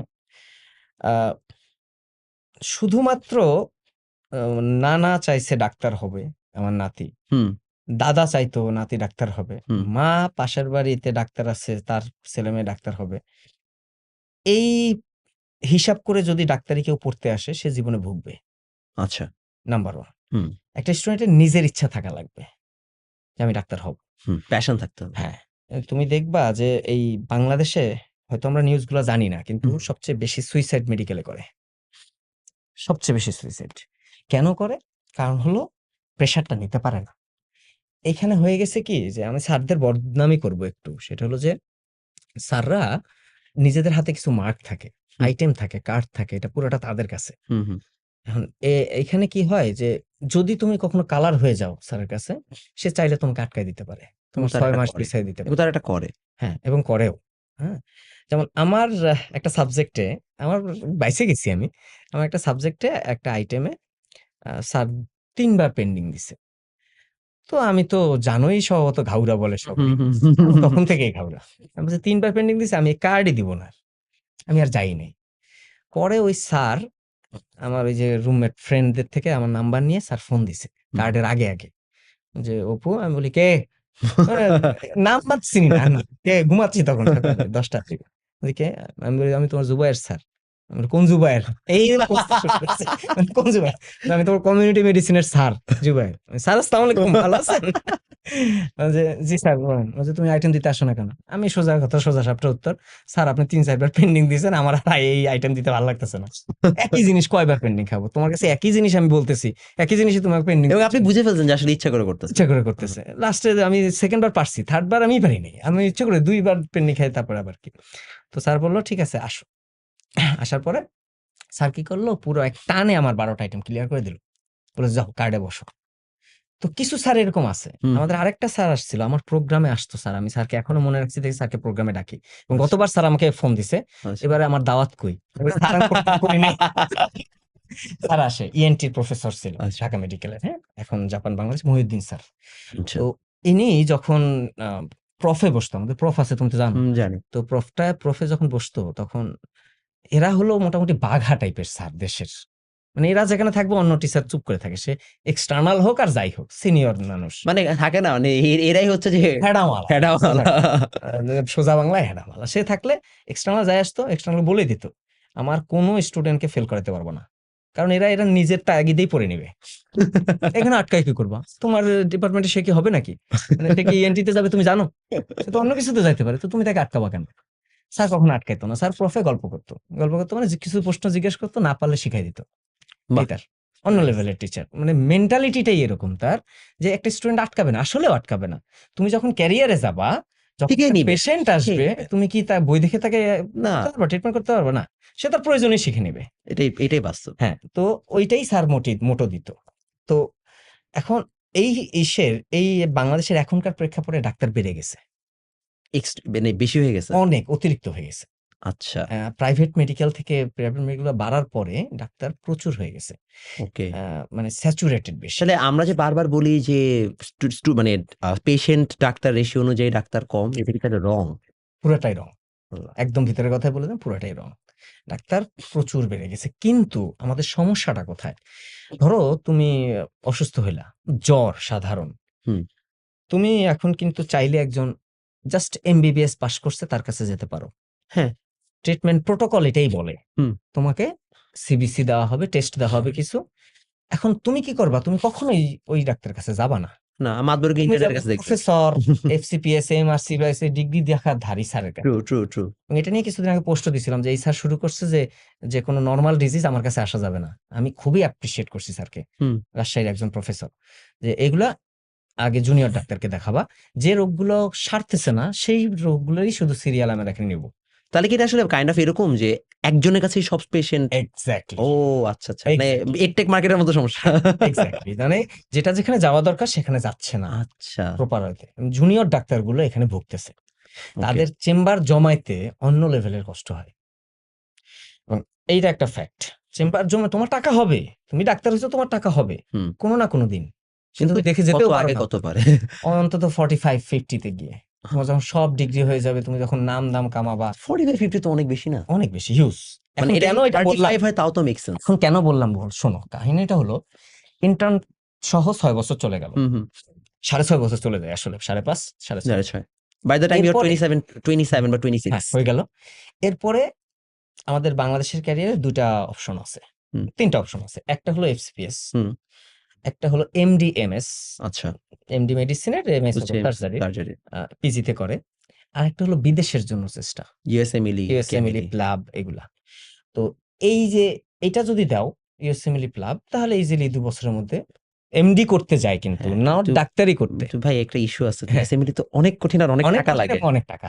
এই এইটাই ২ টা তো জিনিস কে বললাম দিবে? যে ডাক্তারি পড়তে আসলে আসলে তার ওই যে আমি ফি বেশি নেই কেন? যে তোর টাকা আছে কিনা? আগে টাকা থাকতে হবে। আগে টাকা থাকতে হবে ভাই, বাস্তবত কথা। এখন তুমি এটা কিভাবে নাও জানি না। হুম, হুম, হুম। গরিবদের জন্য আসলেই জায়গা নাই এই হায়ার স্টাডিজ এ। এই মানো কথাটা আর না শুনতে অনেক মানো, খারাপ লাগে, বাট এটা শুনতে সত্য। খারাপ আসলে এই এই যে শিক্ষিত স্টুডেন্ট আমাকে পছন্দ করে। যে আসলে আমি সেটা একদিন আউটলেটে বলে ফেলছিলাম একটা হ্যাঁ, ভিডিওতে, বুঝছেন ভাই? এবং আমি প্রচুর গালিও খাইছি যে তোমার যদি ফ্যামিলি এইটা অ্যাসিওর করতে না পারে যে তোমাকে তারা আনটিল 35 হ্যাঁ, এক্সাক্টলি। তোমাকে হচ্ছে সাপোর্ট দিতে পারবে, ইউ শুডন্ট গো। আমার ছোট বোনকে আমরা বলে দিছি যে আমি এবং আমার বাবা জীবিত থাকতে আনটিল 35 তোকে ফ্যামিলিতে কন্ট্রিবিউট করতে হবে না। ওর জন্য ডাক্তারিটা ওকে। ওকে। বাট যার কাছে অ্যাসুরেন্স নাই, যার বাবা মা এটা এক্সপেক্ট করে ও ডাক্তারিতে ফার্স্ট ইয়ারে যেই হচ্ছে পরিবারের হাল ধরবে, ও আজীবন সাফার করবে।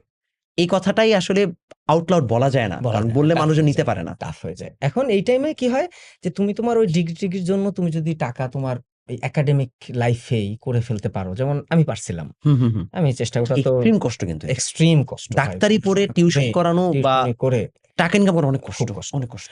তো এটা হলো গেল। এরপরে হলো এমডিএমএস এ যেটা হুম, হুম, বললাম। হুম। এফসিপিএস বললাম। তো এমডিএমএস এ কি জানো? আবার স্কুলে পড়তেছো তুমি। ওরে আল্লাহ! মানে স্কুল সকাল ৮টা থেকে ক্লাস শুরু হয়, আচ্ছা। ৭টা থেকে শুরু হয়, ২টা পর্যন্ত ক্লাস। উফ! বিকেলে আবার ডিউটি এই করতে বুড়া হবে। বয়সে। এবং বাইরে কোনো ডাক্তারি করা যাবে না। তাহলে সবচেয়ে আপনি এই খারাপ সময় যে তাহলে জিনিসটা আপনি এটা। এই সময় বিয়ে করবেন কখন? কিভাবে সংসার খাবো? করবেন কখন? ২০,০০০ টাকা বেতন দেয়। ২০ বা ২৫,০০০ টাকা। ওই যে রাস্তায় আন্দোলনে নামলো, ওই যে কেমন লাগছিল? ইন্টার্নশিপের আরকি ওইটা। না, ইন্টার্নশিপের পরে এমডিএমএস এ ও পিজি ডাক্তারের ইন্টার্নশিপের নাম পরে আছে। যেটা। হ্যাঁ, বুঝতে হ্যাঁ, পারছি, বুঝতে পারছি। এমডিএমএস এ চান্স পাওয়াটা খুবই টাফ। আচ্ছা। একটার মধ্যে ২ জন বা ৩ জন চান্স পায়। মানে ১০০ ডাক্তারের মধ্যে ২ জন বা ৩ জন চান্স পায়। কোনো ক্ষেত্রে 0.01 ও দেখছি পার্সেন্টেজ। আল্লাহ! মানে এত ১০ জন এত কম্পিটিটিভ। এত কম্পিটিটিভ। সিট সংখ্যা অনেক কম। আমি কি স্বাভাবিক। করলাম? প্রাইভেট মেডিকেল বাড়ছে, সরকারি মেডিকেলে ৫,০০০, টোটাল ১৫,০০০ ডাক্তার বের হচ্ছে। এমডিএমএস এর সিট কয়টা? ২০০ বা ২৫০ টা। ওহ তাহলে মাই গড! পার্সেন্টেজ মানে মিলাই ইটস লাইক এগেইন হচ্ছে যে এখন আপনার ডিএমসি তে চান্স পাওয়ার মতো কম্পিটিশন। এক্সাক্টলি। তো ওই কয়জনই নিবে শুধু। তো চান্স পাওয়ার পরে আবার ৫ বছর। এবং এই ৫ বছর তুমি বাইরেও ডিউটি করতে পারবা না। নিষিদ্ধ। নিষিদ্ধ। তাহলে চিন্তা করো তাহলে সে কবে বিয়ে করবে, কবে কবে সেটেল খাবে। হবে? এই জিনিসগুলোও কিন্তু আমার ক্যারিয়ার চেঞ্জ করার একটা বড় কারণ। ভিউ। এবং এটা কিন্তু সত্য কথা, এখন প্রচুর ডাক্তার ক্যারিয়ার চেঞ্জ করতেছে ভিতরে। হুম। অনেকে জানে না। এবং এই যে প্রশাসনে চেঞ্জ করতেছে, বহুত চেঞ্জ। আচ্ছা, বিসিএস হলে কি হবে? মানে তারপর লাইফটা কিরকম? আচ্ছা, বিসিএস হলে তুমি সৎভাবে জীবনযাপন করতে চাও, বাংলাদেশে বিসিএস দিয়ে তোমার সংসার চলবে না। এটা কি মানো? এটা তো ভাই মানি দেখে বিসিএসটা দেই নাই। কিন্তু গালি তো প্রতিদিন হ্যাঁ, শোনা লাগে আপুর এটাই। কাছ থেকে। আমি হলো আমার এক ফ্রেন্ড আছে বরিশালে। ওকে বলছি যে বলছে আমারে জিজ্ঞেস করতেছে, "এই তুই তো মেলা টাকা কামাচ্ছিস এখন।" আমি বলি, "তুই তো বিসিএস কর।" তো বিসিএস দিয়ে আমার সংসারই চলে না। কথা সত্য কিন্তু। সত্য। চেম্বার জমাতে পারে নাই। ফ্যাক্ট। জমবে ইনশাআল্লাহ, আমি দোয়া করি। ২-৩ জায়গায় চেম্বার জমতেছে না। শুধু বিসিএস এর বেতন কত? অনেক কম। অনেক কম থাকে। দ্যাটস ওয়াই ওখানেও আসলে সংসারটা চলে যায়। কিন্তু তোমার কাছে লাক্সারিটা আসে না। এক্সপেকটেশন, হুম, হুম। লাক্সারিও না, এক্সপেকটেশন ফ্রম দ্য সোসাইটি। সবচেয়ে বড় খারাপ একটা জিনিস, যেটাতে আমি ভুগি হুম, হুম, হুম। সবসময়। এই এক্সপেকটেশন তোমাকে ভোগাবে। আমার কথা বোঝা গেছে? হুম, হুম, হুম। তোমার ফ্যামিলি, তোমার আত্মীয়স্বজন, তুমি ডাক্তার হইছো মানে তোমার অনেক টাকা এটা ফিল নিয়ে আছে। ট্রু, তারা হেল্প চাবেই। ট্রু। দিতে পারলে তোমারই ভাল লাগে, না দিতে পারলে তো কিছু করার নেই। কারণ ওইটা আমি নিষেধও করা যায় না। কারণ তারা ভিতরের পরিস্থিতি বুঝবে না। কেউ জানে না। হ্যাঁ, তার মানে বিসিএস হলে বাংলাদেশে থাকার জন্য তোমার বিসিএসটা জরুরি। হ্যাঁ। ডাক্তারি ক্যারিয়ারে থাকতে তুমি সেট হইতে পারবা। এই ফ্যাক্টর গুলা কাজ করে আসলে। এরপরে আস্তে সে আরো ডিগ্রি করে। তো পরবর্তী ডিগ্রিগুলো ইজি হয়ে যায়। একটা ডিগ্রি হলে পরে একই পড়া তো, মানুষ তো আর চেঞ্জ হবে না। কিন্তু ভাই এটা আস্তে আজীবনের পড়াশোনার একটা আজীবন জায়গা। পড়াশোনা করতে হবে। কারণ মেডিসিন চেঞ্জ হচ্ছে, আপডেট হচ্ছে। থাকতেই হবে। মানে ইটস লাইক মানে যদি আমি বলি, এবং আমি ডাক্তার কমিউনিটির প্রতি এইজন্য আমার প্রচুর হচ্ছে যে রেসপেক্ট, সত্যি কথা বলতে। কারণ খুবই মানে আনরিওয়ার্ডিং একটা প্রফেশন। একটা প্রফেশন যেখানে আপনি, এবং এটা আমি সবসময় বলি যে ডাক্তার সবাইকে সুস্থ রাখে, বাট ডাক্তার নিজে সুস্থ থাকে না। কারণ অসুখ ওর থাকে সুস্থ থাকা কত? সম্ভব না। সম্ভব না। প্রত্যেকটা ডাক্তারের নিজস্ব অসুখ আছে। হ্যাঁ, আছে। কারণ কি? কারণ হচ্ছে এটা সম্ভবই না। একটা মেডিকেল স্টুডেন্ট সে পড়তেছে যে প্রতিদিন তার রাতে ৬-৭ ঘন্টা ঘুমানো উচিত। অথচ সে নিজেই ২ ঘন্টা পরে পরীক্ষা দিতে যাচ্ছে। এখন এইখানে এটাই লাইফ। একটা জিনিস যে বলি যে এখানেও ওই একটা থিওরি কাজ করবে যে ৫ টা আঙ্গুল সমান হয় না। হুম, সব হুম, হুম। ডাক্তার সৎ না। হুম। স্বাভাবিক। এইজন্য আমাদের দুর্নামটা হয়। মেক্সিমাম ডাক্তার একটা মানুষ কখনো কি চাবে যে আমার পেশেন্টটা আমার সামনে মারা যাক? কখনোই চাবে না। এটা একটা মানুষ হিসাবে কেউ কিন্তু কেউ বলে চাবে না। না। চেষ্টা করে। কিন্তু কিছু ডাক্তার তো স্বাভাবিক এখন ব্যবহারটা কয়েকজনের তো জন্য না, সবার একরকম না। কয়েকজনের জন্য আসলে সবার নাম সবার খারাপ। নাম খারাপ এবং হয়। হ্যাঁ, সবচেয়ে যেটা সত্য কথা যে বাংলাদেশের ডাক্তাররা যত কম খরচে আপনাকে চিকিৎসা দেয় এবং যে মানের চিকিৎসা দেয়, সেম চিকিৎসাটা পেতে গেলে আপনি যদি ইউএস বা ইউকে তে যান, ইউর ডুম। সম্ভব না। আমার একটা ফ্রেন্ড কানাডাতে, মানে ও ডাক্তারের সিরিয়াল পাচ্ছে না, মানে ভিজিটের জন্য ও অ্যাপ্লাই করে বসে আছে, টাকা নিয়ে বসে আছে, তারপরে ডাক্তার ওকে দেখতেছে না, বিকজ serial। ওইখানে এত শর্টেজ। আমরা আসলে সত্যি কথা বলতে কি, হ্যাঁ এটা ট্রু যে আমাদের একজন ডাক্তারের ভিজিট করতে গেলে 500 টাকা 600 টাকা চায়, বাট এখানে এটাও মাথায় রাখা লাগে যে অনেক গরিব মানুষ তারা ঢাকা মেডিকেলে অনেক কম টাকায় চিকিৎসা 10 টাকা পাচ্ছে। টিকিট পাচ্ছে, এবং তারা নাহলে নাহলে তারা সরকারি কোথায় ডাক্তার হাসপাতালে 10 টাকা দেখাইতো, টিকিট নাহলে কোথায় তারা ডাক্তার দেখাইতো। দেখানো তো আমরা জাস্ট যে প্রাইভেটে আমাদের নিজস্ব কনভিনিয়েন্সের জন্য আমরা যাই, আমরা গেলেও কিন্তু আমরা ঢাকা মেডিকেলে দেখাতে পারবো, এবং আমাদের ওই সেম ডাক্তারটাই দেখবে যে কিনা আবার পরে বিকালবেলা প্রাইভেটে দিবে। পার্থক্য হচ্ছে ঢাকা মেডিকেল আমাদেরকে ওই ওই একটা জায়গাতে রোগীর মধ্যে ধরো দাঁড়ায় থাকতে হ্যাঁ হয়। যে 10টা পেশেন্ট যদি সে ঢাকা মেডিকেলে পাইতো হুম 8টা থেকে 10টা হ্যাঁ 10টা পেশেন্ট দেখতেছে, সে তোমাকে আধা ঘন্টা সময় দিয়েই দেখবে। সময় দিয়ে দেখতো, বাট এখন তো সেই সময়টা নাই তার। এখন সে সময়টা নাই, 100টা পেশেন্ট লাইনে দাঁড়ায় আছে, টিকিট কাটতেছে আরো 50 জন, সে কি True. করবে? এবং ভাই লেটস বি অনেস্ট, এটার জন্য সে টাকাই বা কত পায়? এখন না ওই যে ফিক্সড বেতন, আলাদা তো ফিক্স কোনো বেতন, কিছু নাই। এক্স্যাক্টলি। টাকারও ফ্যাক্ট না, ওর ওই এটা দেখতেই হবে। এখন এটা আসলে সমস্যাটা হলো আমাদের প্রশাসনিক System-এর। জটিলতা, সিস্টেমের সমস্যা। এই সিস্টেমে কেউ তো হাত দিতে পারি না। সিস্টেমের সিন্ডিকেট খুবই খারাপ। এখানে যে যায় সেই লোভী হয়ে যায়। সেই লোভী হয়েছে। দেশে যেই ওই যে ক্ষমতায় মানে যায় সে লোভী যে হয়ে যায়। যায় লঙ্কায় সেই হয় রাবণ, এটাই বাস্তব। কথাটা এটা। যদি কোনোদিন আমরা আশা করে আছি, যদি কোনোদিন চেঞ্জ হয়, পরিবর্তন হয়, আমরা সুফল অবশ্যই পাবো। ইনশাল্লাহ। আসলে এটাই সবার জানা দরকার যে আসলে বাংলাদেশের প্রেক্ষাপটে প্রতিটা মানুষই না কাইন্ড অফ ভিকটিম। এখানে একটা জিনিস তোমাকে আমি বলি, তাহলে তুমি মজা পাবা। সেটা হলো ধরো তুমি একটা হসপিটালে ভর্তি আছো, ভর্তি হলে তোমার বিল আসছে 10,000 টাকা। একটা ডাক্তারের বিল সেখানে 1,000 টাকা বা 500 টাকা। ও আচ্ছা, হসপিটাল সিন্ডিকেটটা তো বিশাল সিন্ডিকেট। সিন্ডিকেট বিশাল সিন্ডিকেট। এটা আবার অনেকে জানে। আমি বলতে পারি কারণ আমি ক্যারিয়ারে নাই, আমি হ্যাঁ, ডাইরেক্ট বলতে কিন্তু পারি। যারা অন্যরা কেউ জীবনে বলবে না। হ্যাঁ, কোনো ডাক্তার বলবে না, আমি বলতে পারবো কারণ আমি এই ক্যারিয়ারে নাই। এখানে আসলে মানে লাভ করে দিন শেষে ব্যবসায়ী, হ্যাঁ। ডাক্তার কিন্তু আসলে এখান থেকে লাভ ওই করতে বেড পারে না। ভাড়াটা কত ওটাও মরে যায় যে ডাক্তার খাইছে। টেস্টের বিল কত মনে করে যে ডাক্তার ডাক্তার খাইছে। খাইছে। এইটাই হলো সবচেয়ে বড় সমস্যা। ওই ডাক্তারের ওই ক্লিনিকে বসতে গেলে ওই ক্লিনিকেই রোগীটাকে তোমার টেস্ট করতে পাঠাইতে হবে, নাহলে ওর চাকরি থাকবে না, চাকরি ওখানে থাকবে বসতে না। পারবে না। ও বসতে না পারলে ওর কাছে রোগী আসবে না। এবং রোগী চক্র ঢাকাও বললাম না, পুরো বাংলাদেশের 64টা জেলায় দালাল ছাড়া, ডাইরেক্ট বললাম দালাল ছাড়া রোগী এখন কোথাও যায় না। কথা ট্রু। এই দালাল 40% চায় এবং তারা খুবই মোলায়েম সম্পর্ক থাকে রোগীর সাথে, যে এই বুঝোই তো এই ওই দালালের সাথে সিন্ডিকেটের হলো সম্পর্ক, বুঝতে পারছি। Hospital syndicate. দেন কি পায় ডাক্তার তা তো বুঝতে পারতেছো। তারা সারাদিন এসে 24 ঘন্টা যদি ডিউটি করে, সে মনে করো 24 ঘন্টা ডিউটি করলে সে পাবে হলো 2,000 টাকা বা 2500 টাকা, 1500 টাকাও হয়। ওই যে বললাম না স্যাচুরেশন হয়ে গেছে, যার কারণে এখন 1500 টাকাতেও হয়। ইনফ্যাক্ট এমনও হয়ে গেছে যে সাধারণত আগে যেটা হতো যে ডাক্তার ইন্টার্নশিপ করার পর যখন বের হয় তখন প্রাইভেট মেডিকেল গুলোতে অ্যাটলিস্ট তারা হচ্ছে যে ইমার্জেন্সি ডক্টর বা 10 অন্য থেকে জায়গাগুলো 15,000 টাকা পায়। আগে চাকরি পেত, তখন এই চাকরিটাও পায় না, 10-15 হাজার টাকা স্যালারি চাকরি পাচ্ছে হ্যাঁ, না, মানে এত বেশি স্যাচুরেশন চলে আসছে। স্যাচুরেশন চলে মানে আসছে। এটা বাংলাদেশের সিসি ডিগ্রির মতো। এটাই হলো সমস্যাটা। আশা রাখতেছি কোনোদিন প্রোটোকল চেঞ্জ হবে, সিস্টেম চেঞ্জ হবে। আর হসপিটাল মালিকগুলো কিন্তু ডাক্তার হয় না, না, এটা তো খুবই rare, এটা তো ব্যবসায়ী। খুব রেয়ার। এদের এত টাকা হবে কিভাবে? আসলে ভাই এরা হয় হচ্ছে যে মনে করেন যে ইন্ডাস্ট্রিয়ালিস্ট, অনেক টাকা হয়ে গেছে, আর কোন সেক্টরে যাওয়া যায়, হেলথ সেক্টরে। তারা এটাকে হেলথ সেক্টর বলে, তাহলে এটাকে হসপিটালও বলে না। এই জায়গাগুলো চেঞ্জ হওয়া দরকার। কোনো ডাক্তারকে নিয়ে আসলে কর্মরত ডাক্তার এই উত্তর দিত না, আমি দিয়ে দিলাম, তোমার উপকার হবে তোমার। ভাই পডকাস্টের একটা গুরুত্বপূর্ণ অংশে চলে আসছি। আমরা আপনার মিডিয়ামের জার্নি শুনলাম, বাংলাদেশের ডাক্তারির সত্য জানলাম, আমরা একই সাথে আপনার হচ্ছে যে ভেঞ্চার্স সম্পর্কে জানলাম, উদ্যোক্তা কিভাবে হতে হয় সেগুলো অনেক কিছু আপনার কাছ থেকে শিখলাম। বাট আপনি একটা কথা লেখেন প্রায় ফেসবুক পোস্টে, যেটা নিয়ে আমি অনেকদিন ধরে প্রশ্ন করতে চাচ্ছিলাম। লেখেন যে হচ্ছে আমি মাটি খেয়ে বড় হওয়া মানুষ। আচ্ছা, এই কথাটার অর্থ কি? এই কথাটা কেন লিখেন? এই করুণ কথা আমি কোনোদিন কাউকে বলি নাই। আচ্ছা, আচ্ছা, বলতে হবেই। আমার কাছে মনে হয় কি ভাই, মানে অনলাইনে আমি এটা বিশ্বাস করি, আমি যত অথেন্টিক থাকবো, আমি যত মানুষকে আমার গল্পটা বলবো, কিছু মানুষের কাছে এটা ন্যাকা লাগবে, কিছু মানুষের কাছে এটা অসহ্য লাগবে, বাট একজন মানুষ যদি থাকে যে কিনা গল্প থেকে অনুপ্রাণিত হবে, আমার ওইটাই পাওয়া। আমি চাই আপনার গল্প থেকে কিছু মানুষ অনুপ্রেরণা পাক। আচ্ছা, আমিও আসলে একজন, সোজা কথা যেটা বলি, আমার দাদা ছিল জেলে। আচ্ছা, জেলে মানুষ, জেলে বা কৃষক আর কি। তো আমার বাবা একমাত্র হলো ইন্টারমিডিয়েট পাস করার পরের আছে ডিগ্রি আচ্ছা, পাস করা, এবং তিনি কোনোভাবে একটা সরকারি চাকরি পেয়েছিলেন। আচ্ছা। Clerk, clerk. আচ্ছা। অফিসিয়াল ক্লার্ক, এবং একটা সরকারি চাকরি, ক্লার্কের বেতন খুব একটা হয় না। সত্য। আ না হলেও সমস্যা ছিল না। যা হইতো আমাদের ফ্যামিলিতে তো আমি একাই, আমার ভাই-বোন নাই। আমরা মোটামুটি সরকারি কোয়ার্টারে থাকতে পারতাম, হুম, হুম। এবং আম চলে যেত সংসার। আচ্ছা। মানে কোনো উচ্চাকাঙ্ক্ষা তো ছিল না। আমার বাবা আমাকে একটা শুধু খেলনা গাড়ি কিনে দিয়েছিল, একবার লাল গাড়ি। ব্যাস, এই আমার জীবনের খেলনা। আম্মা এখনো বলে যে, "তোর তো এই একটাই খেলনা, ওটা এখনো আছে।" আমার অত চাহিদা ছিল না। মামা এখনো বলে যে, "ওকে ৳২ দিলেই হইতো।" আসলে আমাকে ৳২ দিলে আমার দিন চলে খুশি। যেত। খুশি। ৳২ দিয়ে আমি খুশি। এভাবে চলছে। সবই ঠিক ছিল। কিন্তু সমস্যাটা হইছে, আমি যখন 9 এ পড়ি, আচ্ছা, তখন আমার বাবার চাকরিটা সমস্যা হইছে। আচ্ছা, আচ্ছা। যে কারণে তার ফুল বেতন বন্ধ হয়ে গেছে। ওকে। একটা ফ্যামিলি বাইরে থাকে, হুম, বাচ্চা পড়তেছে, বেতন বন্ধ। অনেক হুম, বছর, ৩ থেকে ৩.৫ বছর। বেতন বন্ধ হয়ে গেছে। কি রাজস্ব খাতে ট্রান্সফার হয় না কি জানি চাকরিতে হয়, এই হুম, ঝামেলা হুম। করে। তো তাহলে বুঝো তখন আমাদের কি অবস্থা। আমি তখন 9 এ পড়ি। আমার তখন পড়তে হয়, টিউশনি পড়তে হয়। আচ্ছা, তো আমার স্যাররা আমাকে ফ্রি পড়াইছে তখন।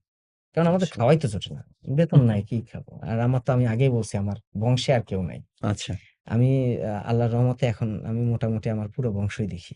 হুম, আল্লাহ, আমি মনে মাশাআল্লাহ। করি যে তাদের এটা তাদের এটা অনেক বড় একটা নিয়ামত। তাদের রিজিক আমার হাতে দিছে। তুমি দেখবা মিডিয়ামে, মিডিয়াম কিন্তু অফিসিয়াল বা চলে যাইত। কি যেন কর্পোরেট অফিস হয়ে যাইত। হুম। যদি আমি ওই টাইপের লোক আনতাম। কিন্তু তুমি যাদেরকে দেখবা অফিসে গেলে, সব আমার আত্মীয়। ও আচ্ছা, আচ্ছা। এটা সব আমি আমার জানতাম আত্মীয়। না। হ্যাঁ? ইচ অ্যান্ড এভরিওয়ান আমার ভাইগনা, ভাতিজা, এদের ফ্যামিলি গুলোতে আমিই টানতাম। না, মিডিয়াম একটা হোম অফিস টাইপের যেটা ও আমার কাছে মনে হইছে। হ্যাঁ, ফ্যামিলি মানে ওখানে কেউ বাইরে নাই। হাসান যে আছে, ও হ্যাঁ, হলো হ্যাঁ। আমার ভাতিজা। ও আচ্ছা, আমার আচ্ছা, চাচাতো আচ্ছা। ভাইয়ের ছেলে। আচ্ছা। হ্যাঁ, তো আ ও এদের সবাইকেই করতাম। তো এখন আলহামদুলিল্লাহ তো পারতেছি। এদেরকেই রেখে দিয়েছি, তোমরা চাকরি করো, তোমরাই খাও। আমার নিউট্রিয়ামের সবাই ভাই। ভাই, আচ্ছা, আচ্ছা, ভাবিরা। আচ্ছা, আচ্ছা। বাইরে কেউ নাই। আমি মনে করি না, আপনার নিজের যে হক এগ্রো আগে। ফার্মটা ওইটাও হচ্ছে যে নিজেরাই, আত্মীয়রাই। আত্মীয়রাই। হ্যাঁ। এরা দূরে, দূরে ছিল। একেকজন চাকরি করত, একজন গার্মেন্টস এ চাকরি করত। আমি নিয়ে বলছি যে, "এখানে থাকেন, ভাইরা, ভাইরা মিলে একসাথে দেখতে তো পারি। চা পাই, নিজেরাই খাবো।" এই। মাশাআল্লাহ। হোক লাভ, হোক লস, এগুলো নিয়ে মাথা হুম, নাই। হুম, আমি এটা পারছি। তো আমি তো আগেই বলছি যে আমার আসলে শিক্ষিত কেউ ছিল না। হুম। ইন্টারের উপরে কেউ নাই। তো আসলে কি ব্যাকআপ পাইছিলাম আমি? কোন আর্থিকভাবে কি আমরা ব্যাকআপ পাওয়ার মতো? ব্যাকআপ না মানে ভাই, আসলে আমি জাস্ট এটা ভাবতেছি যে ঐরকম প্রেক্ষাপট থেকে আপনি ডিএমসি তে চান্স পাওয়াটাই তো একটা বড় পাওয়া। তো ওই লাইনে আমার স্যাররা আমাকে ফ্রি পড়াইতো। Math sir. আচ্ছা। এখনো স্যার মনে রাখছে আমাকে। হুম, এখনো হুম। স্যার কোন সমস্যা হলে আমার আম কেমিস্ট্রি স্যার আমাকে ফ্রি পড়াইছে।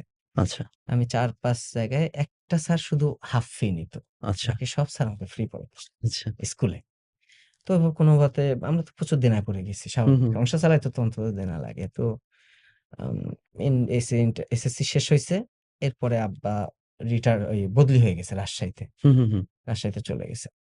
তখন রাজশাহীতে চলে যাওয়ার পরে ১.৫ বছর পরে আব্বার চাকরিটা ঠিক হইছে। আচ্ছা, আচ্ছা। মানে এই যে ভাইটাল টাইমটা, এই টাইমটা আমাদের খুব কষ্টে গেছে। হুম। ওই ইন্টারমিডিয়েটেও আসলে আ স্যাররা আম কমই পড়ছি। আচ্ছা, যে আচ্ছা। স্যারের কাছে যতটুকু কমানো হ্যাঁ, যায়। ৳৪০০ দেওয়া লাগতো, সে স্যারকে ৳২০০ দিয়ে পড়তে পারছি। স্যাররা এই হেল্পটা করছে আমাকে। হুম, হুম। এইজন্য এখনো স্টুডেন্টরা আমার এই জিনিসটা জানে না যে আমি স্টুডেন্টদেরকে হেল্প করি, কিন্তু গোপনে করি। কারণ কোন স্টুডেন্ট যদি আমাকে মেসেজ দেয় এবং হুম, হুম। আমার মনে হয় যে সে যোগ্য, আমি তাকে ফিরাই না। আমি ভাই এই জায়গায় আমি একটা জিনিস এড করি। আল্লাহর রহমতে হ্যাঁ, সত্য কথা, আমার টাকা-পয়সার মানে এই অভাবটা দেখতে হয় নাই। বাট মানে আমি এই জিনিসটা আমিও করি, এট লিস্ট হেল্প এটা করাটা। করা উচিত। হেল্প করাটা কিভাবে করি ভাই জানেন? আমার হেল্পটা ডিফারেন্ট হয়ে যায়। আমার অফলাইনে স্টুডেন্ট অনেক। এবং অনলাইনেও আমি ছাড় দেই। এটা মানে চেষ্টা করি যতক্ষণ না দেওয়া যায়। কারণ এখন আসলে অনলাইনে fraudulent এটা বোঝা যায় না। নিয়ে নেয়। নিয়ে এইটার নেয়। তো কারণেই অনলাইনের জন্য আমি চেষ্টা একটু করি না দিতে। না করা। অফলাইনে ভাই যেটা অনেক সময় হয়, মনে করেন অনেক স্টুডেন্ট কিন্তু কম দেয়, বেশি দেয়। হ্যাঁ? এটা একটা গার্ডিয়ানকে দেখলে তুমি বুঝবা। বুঝবো। এবং এটা আমি অফিসকে এটা ডিরেক্টলি বলে উচিত। দেই যে, আমার ব্যাচে যদি এরকম কেউ থাকে সেটা আপনি কথা বলে তুমি নিয়ে তাকেও জানানো আমাকে যাবে না। কোনদিন জানাবেন না। না, হ্যাঁ, আমি এটা বলি যে আমাকে কোনদিন জানাবেন না আমার কোন স্টুডেন্ট কত টাকা বেতন দেয়। কারণ যেদিন আমি অনেকেই জানবো এটা, সেদিন আমার কাছে অটোমেটিক্যালি একটা বায়াস তৈরি হইতে পারে যে ও তো কম বেতন দেয়, ও বেশি বেতন দেয়। আমার মধ্যে যেন এটা বায়াসনেস কোনদিন নাই আসে। আমার কাছে আবার এটা আবার উল্টা। তোমার আমার তুলনায়। কাছে যেন কোনদিন এটা নাই আসে। আমি জানতেই চাই না যে কে কত টাকা দিচ্ছে। সবাই আমার কাছে স্টুডেন্ট।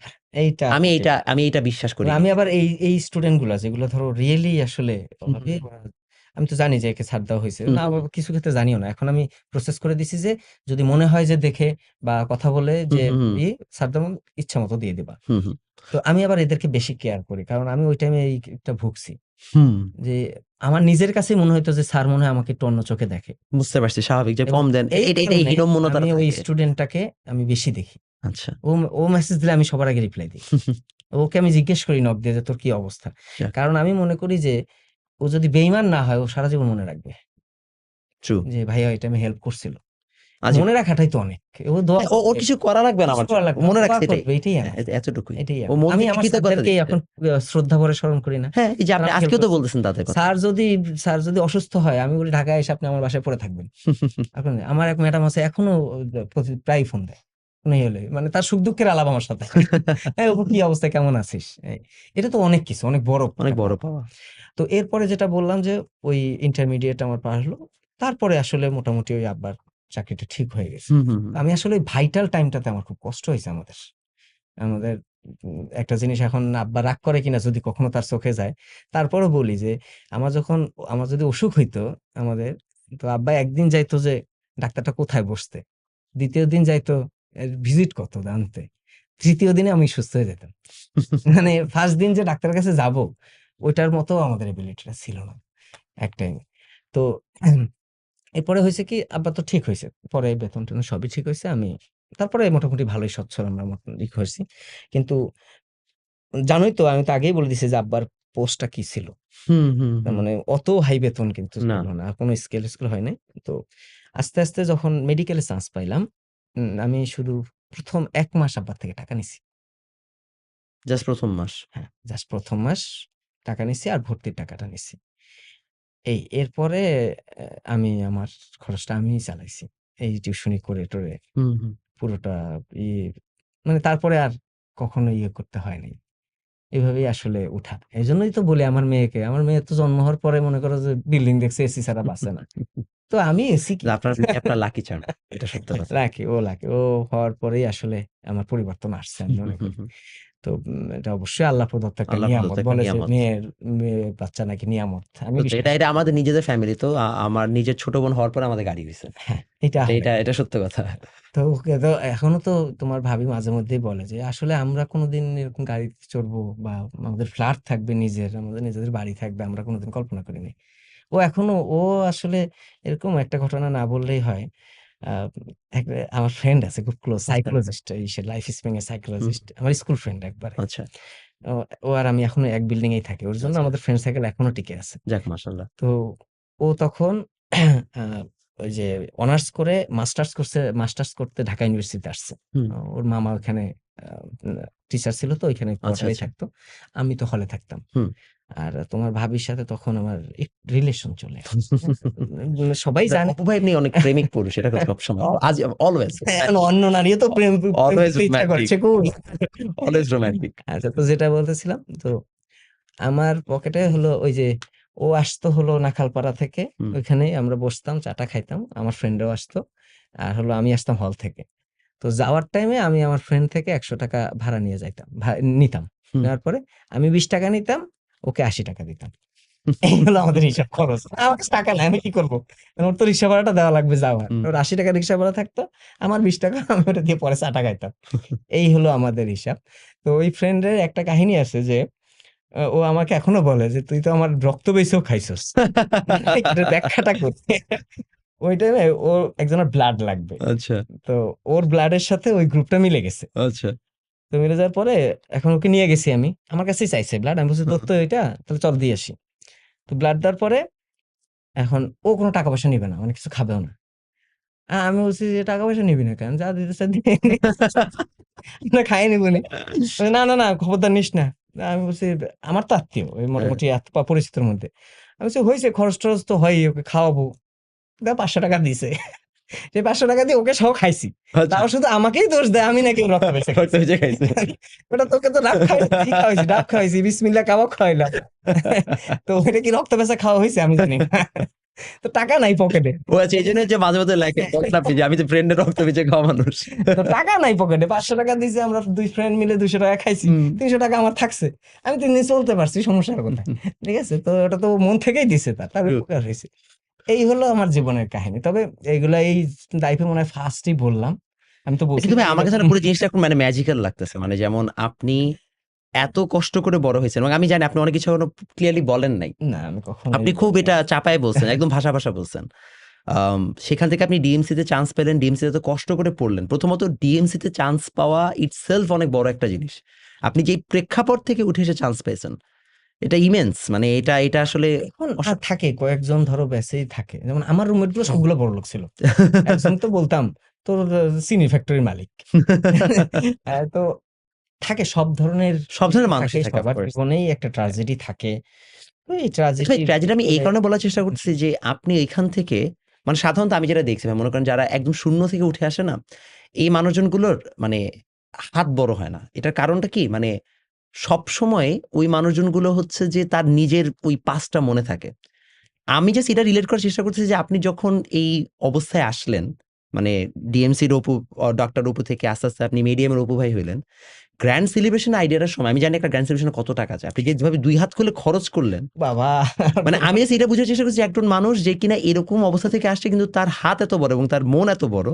এটা ভাই আসলে খুব রেয়ার, কিন্তু এটা আমি সত্যি কথা বলছি খুবই রেয়ার। কারণ জেনারেলি মানে ভাই যে অভাব দেখে বড় হয়েছে তার কাছে প্রতিটা টাকার একটা আলাদা মায়া থাকে। অফকোর্স আপনার প্রতি টাকার প্রতি মায়া আছে, কিন্তু যে মানুষকে দিয়ে দেওয়ার ক্ষেত্রে যে আপনার একটা উদারতা, এটা ভাই আসলে আমি কখনো দেখি নাই। এটা কিন্তু ভালো লাগা থাকে অনেকের, যে আমি দিয়ে খুশি। হ্যাঁ, এই জিনিসটাই বলতেছি যে দিয়ে খুশি হওয়ার মানে মানে এটা আসলে সবার কিন্তু থাকে না। এক এক রকম, এটা তুমি মিলাতে পারবা না মানুষ ভেদে, যে কেউ দিয়ে খুশি হয়, কেউ না দিয়ে খুশি হয়। আচ্ছা। এক একজন এক না, এক এই রকম। কথাটা ভাই কেন বললাম, আম এই গল্পটা বলার একটা কারণ হচ্ছে ভাই আমি যে আমাদের তো স্লগ ওভার একসাথে কোর্স নামতেছে। যখন এই পোস্টটা আমি দিলাম, তো একজন হঠাৎ করে আমার পোস্ট নিচে কমেন্ট, সবাই কিন্তু খুব খুশি অপু ভাইয়ের সাথে আসতেছে এসে। এখন কমেন্ট করছে, "ছি আপনারা তো অধঃপতন।" সে আপনাকে কটাক্ষ করতেছে। তখন আমি বললাম বা আরেকজন বলছে যে, "অপু ভাই আবার কোন দিক থেকে ভালো এলো? বা পুকি টিচার হলো, সে তো স্যাভেজ।" তখন আমি বললাম যে, "দেখেন, প্রতিটা মানুষের একটা অনলাইনে পার্সোনা থাকে। সবাই তো অনলাইনে তার সব গল্প বলে না। কিন্তু মানে প্রত্যেকটা মানুষের অফলাইনে বা আসলে ক্যামেরার বাইরে একটা গল্প আছে।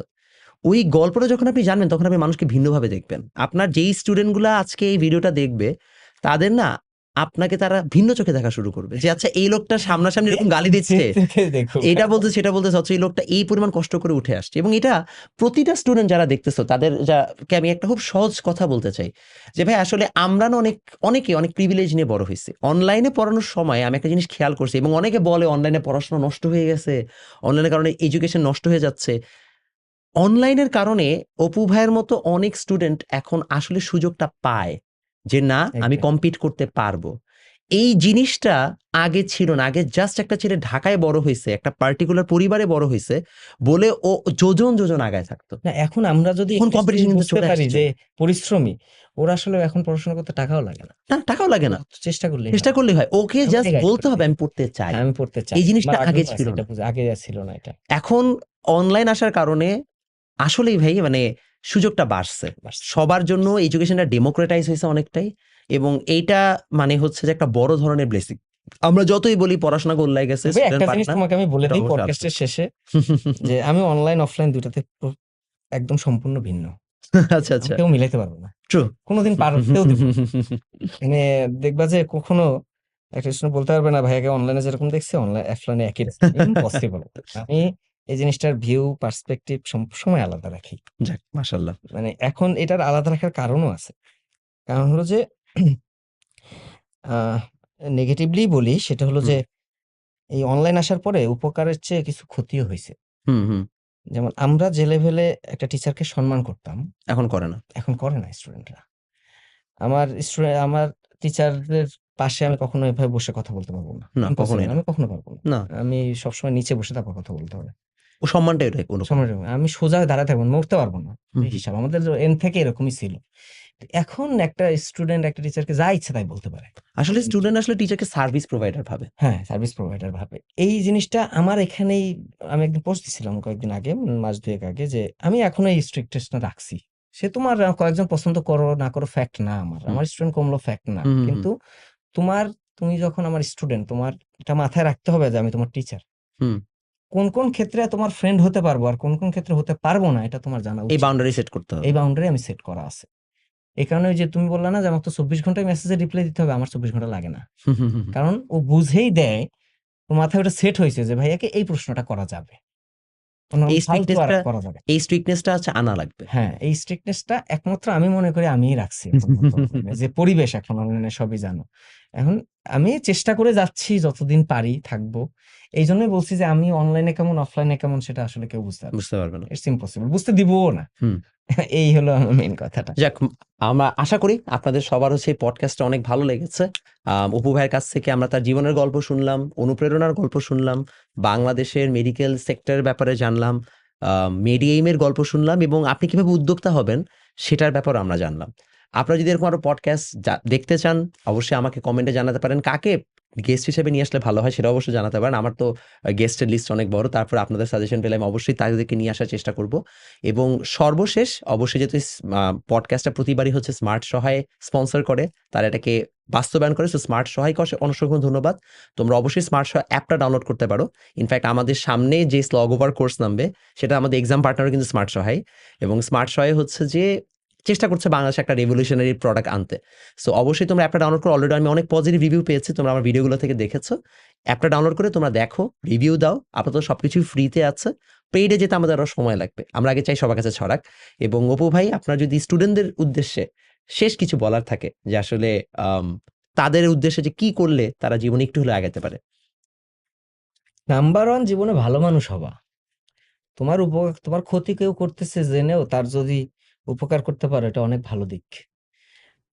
মানে শিক্ষিত হইতে পারে সবাই কিন্তু মানুষ কয়জন হয়? এটা একটা ফ্যাক্ট। True. তো মনে রাখবা যে তোমার যদি কোনোদিন টাকা পয়সাও হয়, হয়তো কারো রিজিক তোমার মাধ্যমে আল্লাহ দিছে। এই জিনিসটা তোমার রাখতে হবে। ২ নাম্বার আসলে পড়াশোনা ছাড়া বাংলাদেশে এখন স্টেবল হওয়ার কোনো উপায় নাই।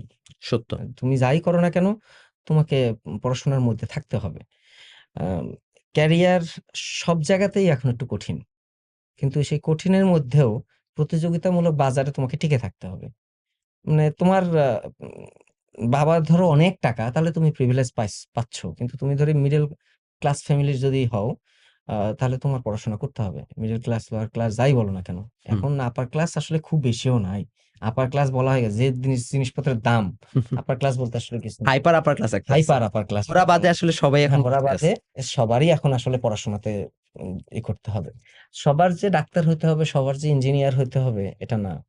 যেকোনো কিছুই দরকার। আমাদের সবকিছুই প্রতিটা মানুষ দরকার। দরকার। এবং আমি একটা কথা সবসময় বলি, তুমি যে সেক্টরেই যাবা সেইখানের বেস্ট হবা। হুম। তুমি ভালো করবা। এটাই। কোনো কথা না। কোনো ওর উপর কিছু তুমি নেই। যে সেক্টরেই যাবা তুমি ওখানের বেস্টটা দাও। তোমার বেস্টটা দাও, তুমি বেস্ট হও। তোমার ক্যারিয়ার সুন্দর করে গড়ে যাবে। তো সবার জন্য দোয়া থাকবে, আমার জন্যও দোয়া করবা। আ তোমরা যাতে অনেক বড় হও, হ্যাঁ? তোমরা যাতে দেশের উপকারে আসো, এই কামনাই থাকবে। যাক, আমি ভাই সবসময় পডকাস্টের শেষে একটা প্রশ্ন করি, সেটা হচ্ছে যেহেতু আমি সবাইকে প্রশ্ন করি, আমি সবাই জন্য আমি আমার গেস্টকে একটা সুযোগ দিই যে আপনি আমাকে একটা প্রশ্ন করতে পারেন। যে আমি সারাক্ষণ আপনাকে বিরক্ত করছি, আপনি আমাকে বিরক্ত করতে পারেন। কোনো তোমার মতো এত সুন্দর আর স্মার্ট কিভাবে হবে? ভাই এটা তো কি আমার প্রশ্ন এটাই। আসলে এই যে চেহারা থাকলে অনলাইনে আরো আগায় যেতাম রে ভাই। এই তো পিছায় আছি। এই যে মানুষ বলে কালো, আমি তো তাও ব্যাকআপ দেই। যেমন উজ্জ্বল শ্যামলা। কিন্তু আসলে কি তো জানি না। এই প্রশ্ন উত্তর এবার। আহ, দাও তো দাও। উত্তর হচ্ছে এমনি আটকাইছি দিয়ে। প্রশ্নের উত্তর হচ্ছে ভাই, যদি সত্যি কথা বলি আমি আসলে নিজেকে অনেক মেনটেন করার চেষ্টা করি। এটা একদম সত্য, এটা আপনি নিজেও জানেন। এখন আমার দ্বারা এটা আরো সম্ভব না, কারণ আমার বয়স হয়ে গেছে। আমি প্রচুর ডায়েট মেনটেন করি, এটা আপনি নিজেও জানেন। আপনার অফিসে যখন আমি লাইভ নিতে গেছিলাম, বাবা, কিছু তো খাওয়াইতেই আপনারা পারি সবাই নাই। কোকা কোলা খাইছেন, আমি ডিম খাইছি। কিছু তো খাওয়াইতেই পারি নাই।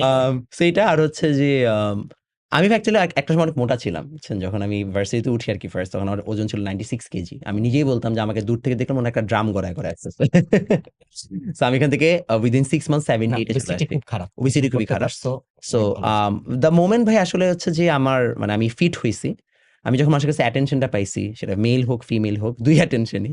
সো জানি। সো তখন হচ্ছে যে অটোমেটিক্যালি আই স্টার্টেড ফিলিং যে না মানে এটা একটা ভালো জিনিস। এবং মেইনটেইন করা আমি উচিত। ভাই এটা অন ক্যামেরা বলি যে আমি এই পর্যন্ত আল্লাহর রহমতে আমি কখনো 1 পাফ সিগারেট খাই নাই। মানে আমি কোনোদিন সিগারেট আমার ঠোঁটেই লাগাই নাই।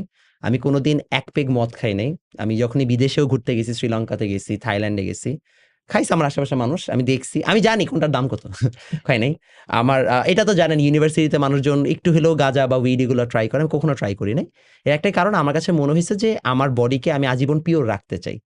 আম এটা আমার কাছে মনে হয় বর্তমানে যদি আমি বাচ্চাদের মধ্যে এটা ছড়াইতে পারি, যে যারা আমাকে ফলো করে যদি তারা এতটুকু ইন্সপায়ার্ড হয়, এটা আমার জন্য একটা বড় পাওয়া। সো আমি আসলে মানে আমার কাছে মনে হবে এই জিনিসগুলো যদি আপনি মেইনটেইন করেন automatically you will be good. পারবো না, বয়স হয়ে গেছে। এটা এমনি প্রশ্ন করছে। যাক, থ্যাংক ইউ। আপনারা সবাই পডকাস্টে দেখে থাকলে ইনশাআল্লাহ দেখা হবে নেক্সট কোনো একটা এপিসোডে।